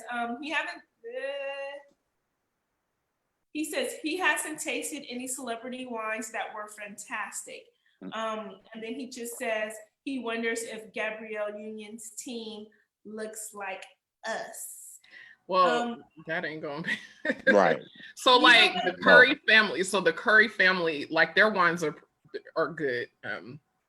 But I find a lot of the celebrity brands, they do not tap in to the Black, like the Mac McDonald's, or the people who in our industry are like highly respected, who've sold in various markets, that I think they find out about us later.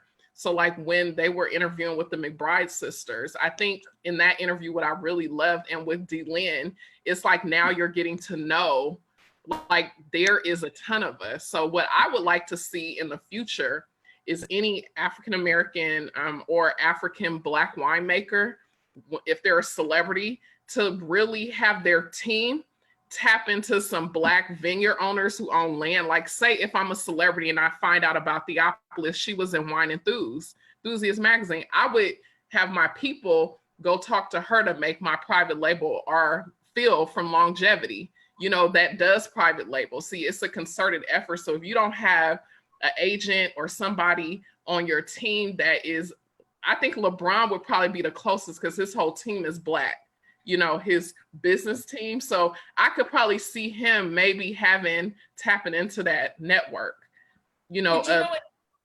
It kind of goes back to what I was saying earlier. It's just like, even business to business, right? So I talked about consumer, but business to business, for us to do business with each other, it takes extra effort, right? Yes. So like, and we don't always slow down and take that extra effort to say, okay, like for me, for example, my wine glasses, the wine glasses that I use for my business, they are produced by a Black business, a Black owned business. But that's like an effort for me to say, I could have went on Amazon, I could have went to Uline, I could have went to all these different places and bought my wine glasses. And actually I probably could get them for a little bit cheaper, but I spend a little bit more because I like to use a local Black owned business. And you know, they do quality work and I have that relationship with them. So if I need glasses at the last minute, I can call them up and I know that. Or if I need like a float until after my event funds come in, I have that relationship with them. But it took a little bit of work to find somebody who was Black, who was making wine glasses. And I just think that business to business, it takes a little bit more effort for us to find each other.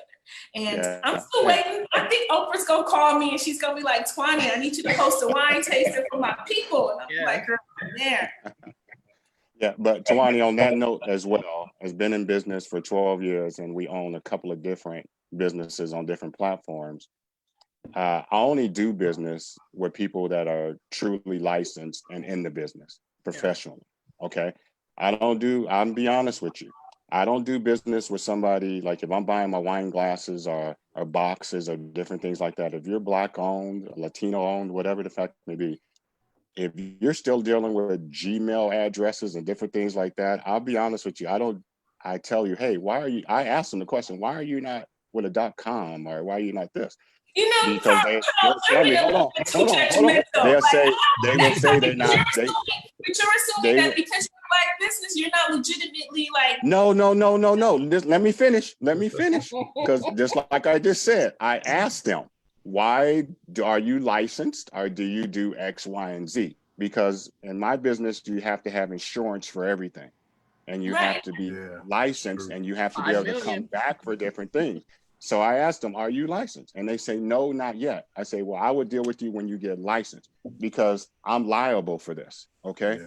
Once you get licensed and you're this and that, then we can legitimately do business. There's a lot of people that are legitimate and that we're fine with, okay? But there's a lot that are not. And they just say, hey, no, I just thought of this. I'm starting it. I'm going out on the wing. I love your hustle.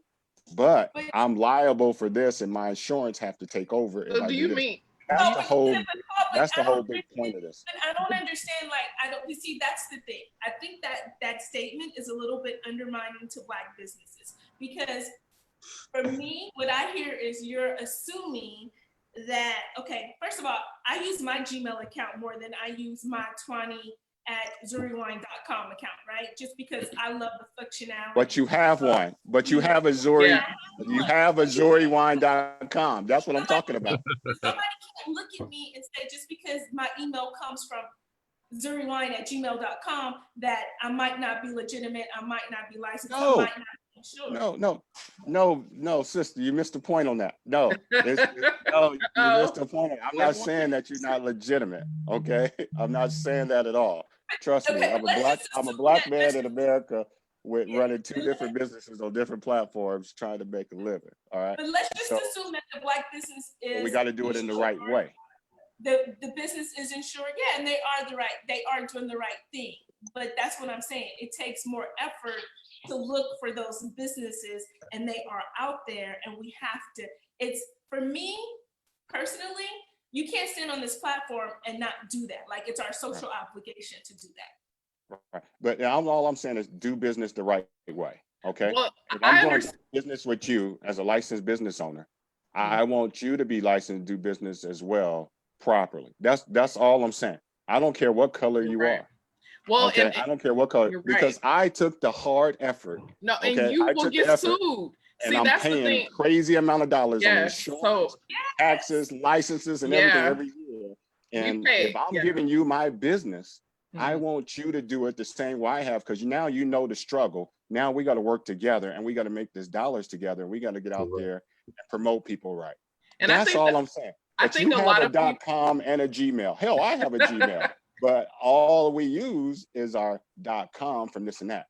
And I'm telling you that goes a long way. Yeah. And that's the way we have to literally promote ourselves in the right way to be able to And do in the legit. wine, in any business where you have licensing, just like if you're a lawyer and a doctor, like even just like me giving you wine, like I have to turn away people because again, especially being a Black person having wholesale distribution, import, export, you just never know. They will check.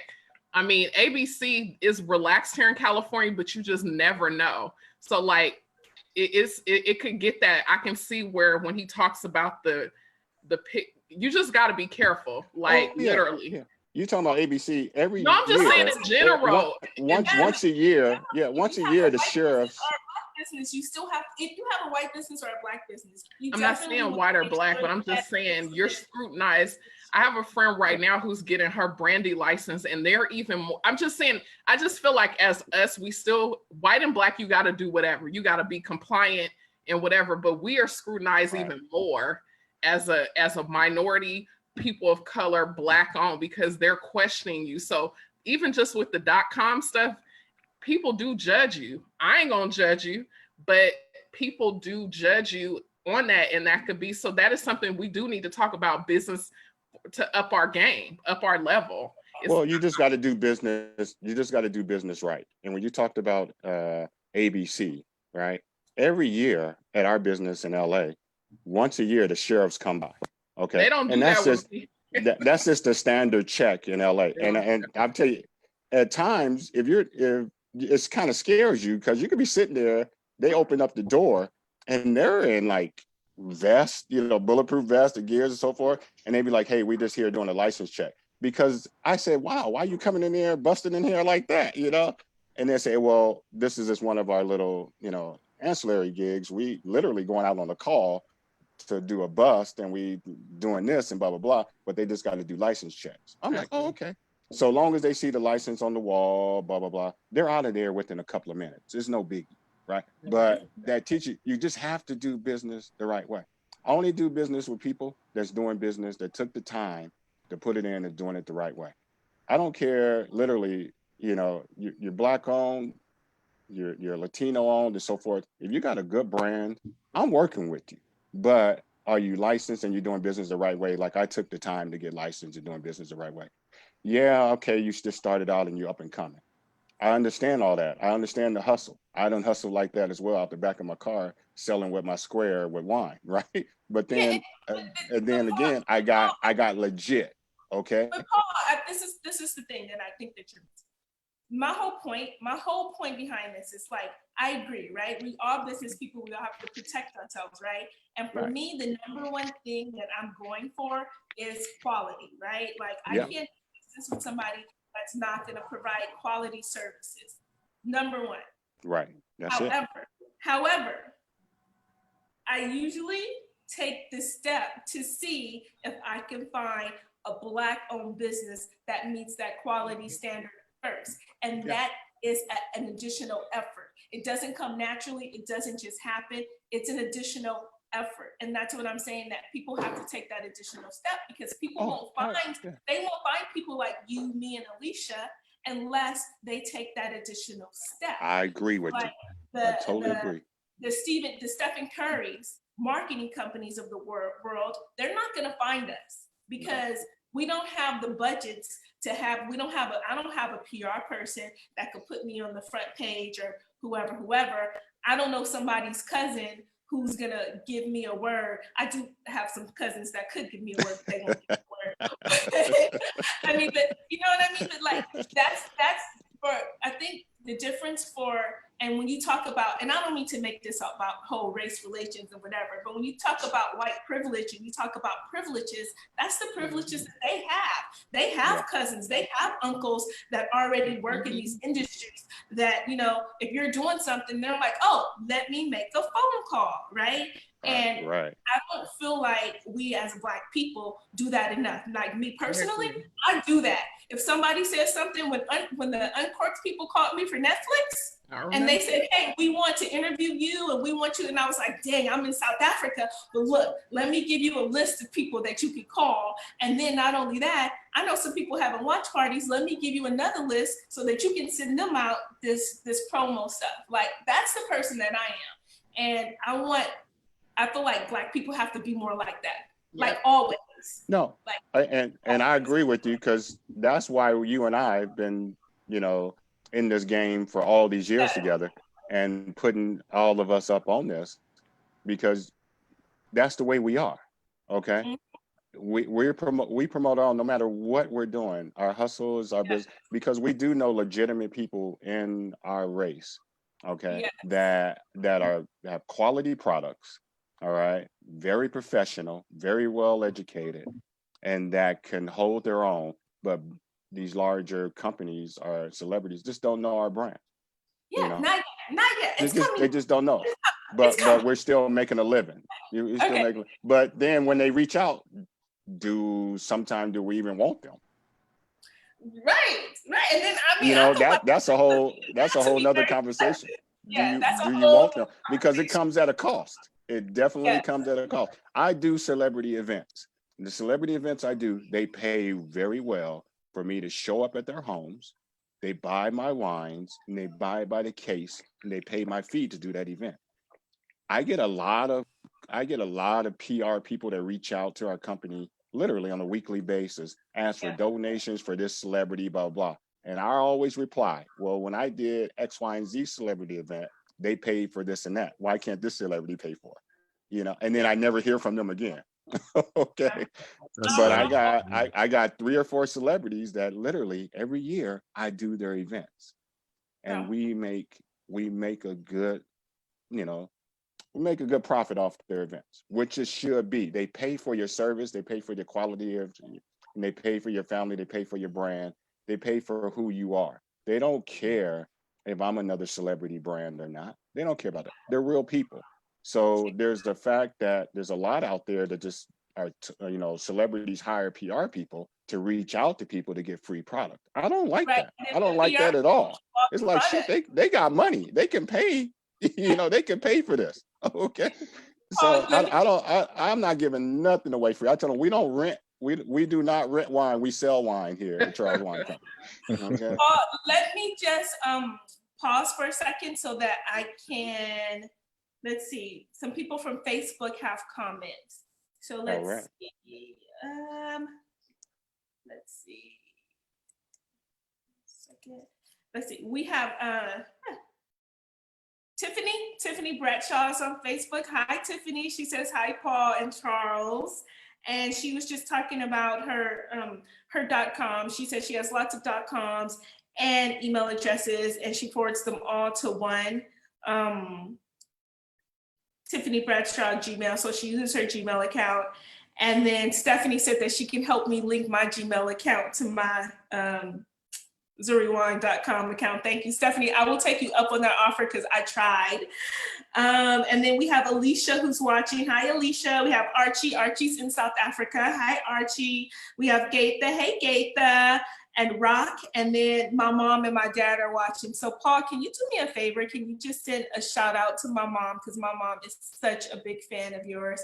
She's still asking about that Charisse Riesling. Wait a second, I'm sorry. Let me What's up, Miss Bear? Hey, my love. Boy, I miss you.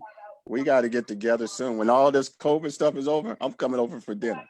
All right. So we getting together. Tell the folks I'm coming through. All right. Okay, so I took everybody off of mute. So like if you guys want to finish the conversation, it's actually been 2 hours and we're gonna start wrapping it up because it's 5 in the morning now and I have a study group at noon. So I'm gonna try to get some sleep before then.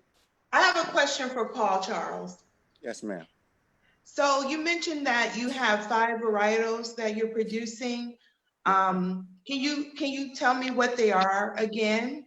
And then my second question is, when can I expect that special announcement that you're working on? All right. Well, we have our Symphony, we have our Pinot Noir, we have our Cab, we have our Chardonnay, we have our Zinfandel, and then we have a Sparkling Symphony. Right now, we're currently in stock just on 3 varietals, which is our Pinot Noir, our Chardonnay, and then our Symphony. Now, other 2 items are coming aboard. This COVID thing kind of messed up the transport and me traveling back and forth and bottling crews and different things like that. So we push things out to around the May 4th to May 5th timeframe on the Passport, Zinfandel, and then the Sparkling again, which has been huge sellers for us over the years, this past year, which has been great. Big announcement for our company on what we're doing. We literally, during this time frame, you'll see as of the 20th of this month, you'll see a brand new website, and then you'll see a couple of new varietals coming out with artists. You guys know my melanin label and my Pinot Noir. I have a red blend coming out with a new female artist, African-American artist that did this painting, and it's literally this is gonna be it. When you guys see this, you're gonna be like, damn, this is better than the last one. That Pinot Noir, that melanin label has been a huge seller for us, but I just think it's time for a change over the last 3 years. That's sister on that label, but I got a new sister coming on the label that's gotta be incredible. It's gotta be incredible. Will it be available when I come out for Wine Over LA? Oh, absolutely. Yeah. You know, I have a little bit now ready to go, but it's not ready for distribution. So if I put it on the website, I won't be able to keep up with the demand at this point in time. So if you came into town tomorrow, you can have some. You come to the shop.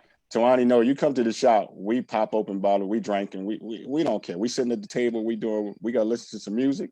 We gotta enjoy some wine, and we just gotta conversate like we're doing here today.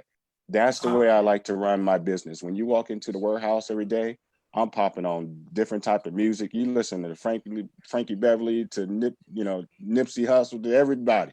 All right. I was Tribe Called Quest today. Boy. Oh man. Oh. So that's the vibe you get when you come to Charles Wine Co, when you come to us.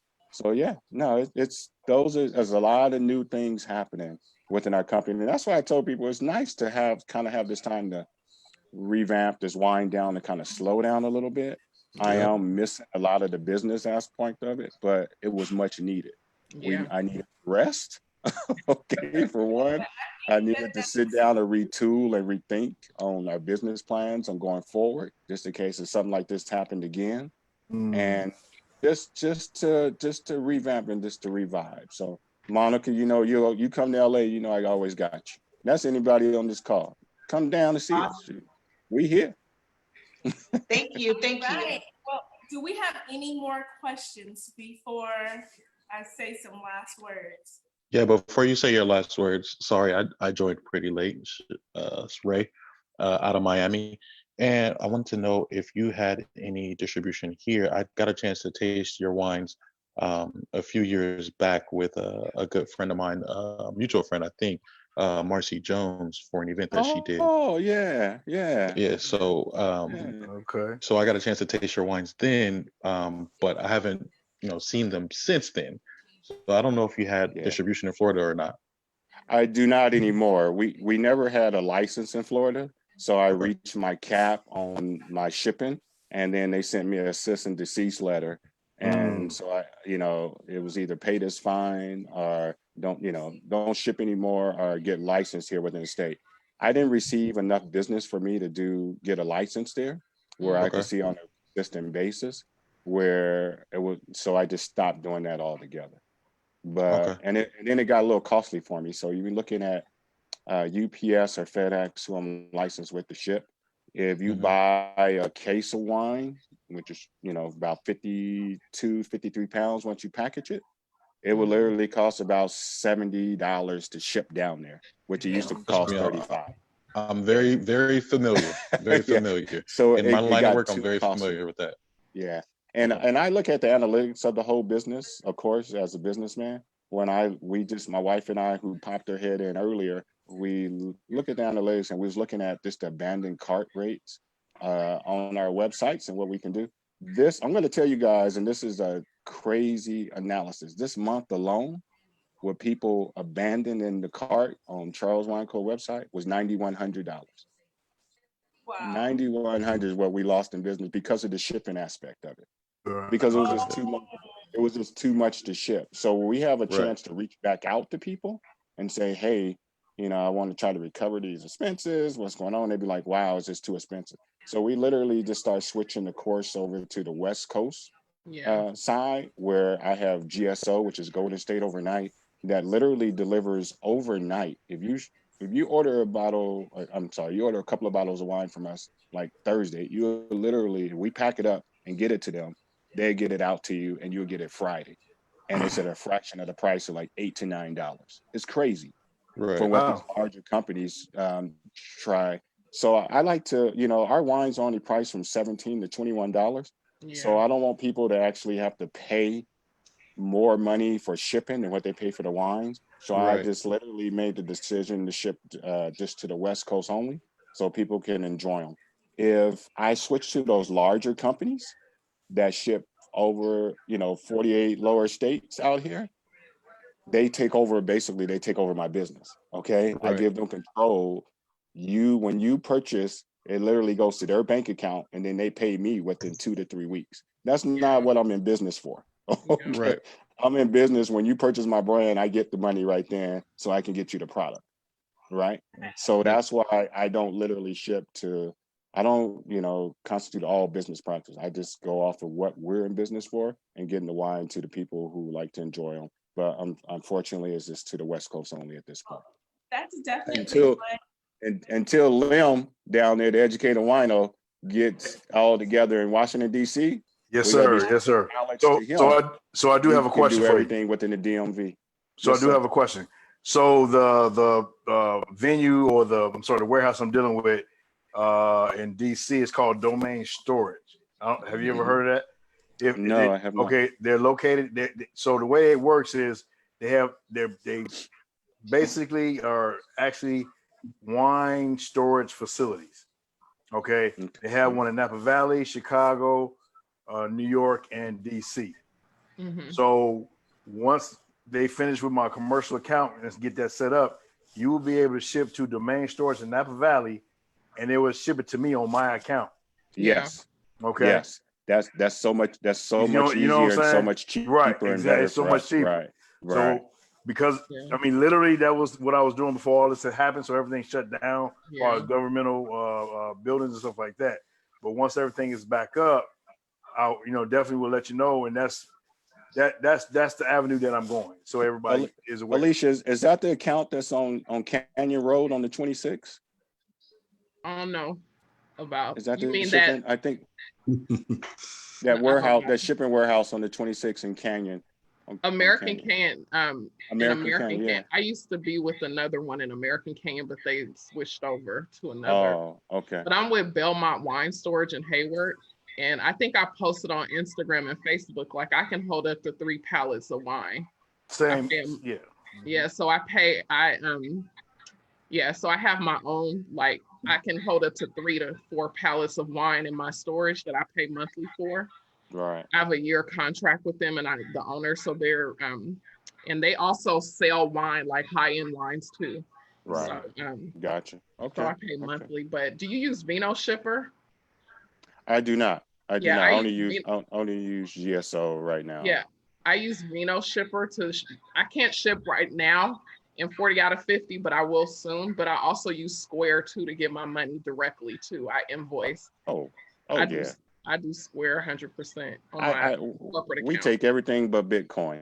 I keep the Square in my pocket. Oh, shit. Yeah, we take it all. Shit. Yes. There you go. Give me your pennies. I'll go to Coinstar.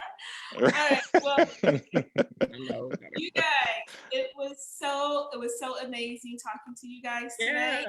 It was definitely. Please join me next Wednesday. We're gonna have another guest speaker, another winemaker, somebody in the wine profession. I haven't decided who that's gonna be yet. And yeah, thank you so much. And I look forward to make sure you tell somebody, bring somebody next time, and check on my website if you can. And yeah. Thank you, Johnny. Thank you, Paul. Thank you, Thank you so guys. much. Nice seeing y'all. Thank you guys. Nice meeting everybody. Nice meeting everybody. Bye-bye. Definitely. Bye-bye. Bye-bye.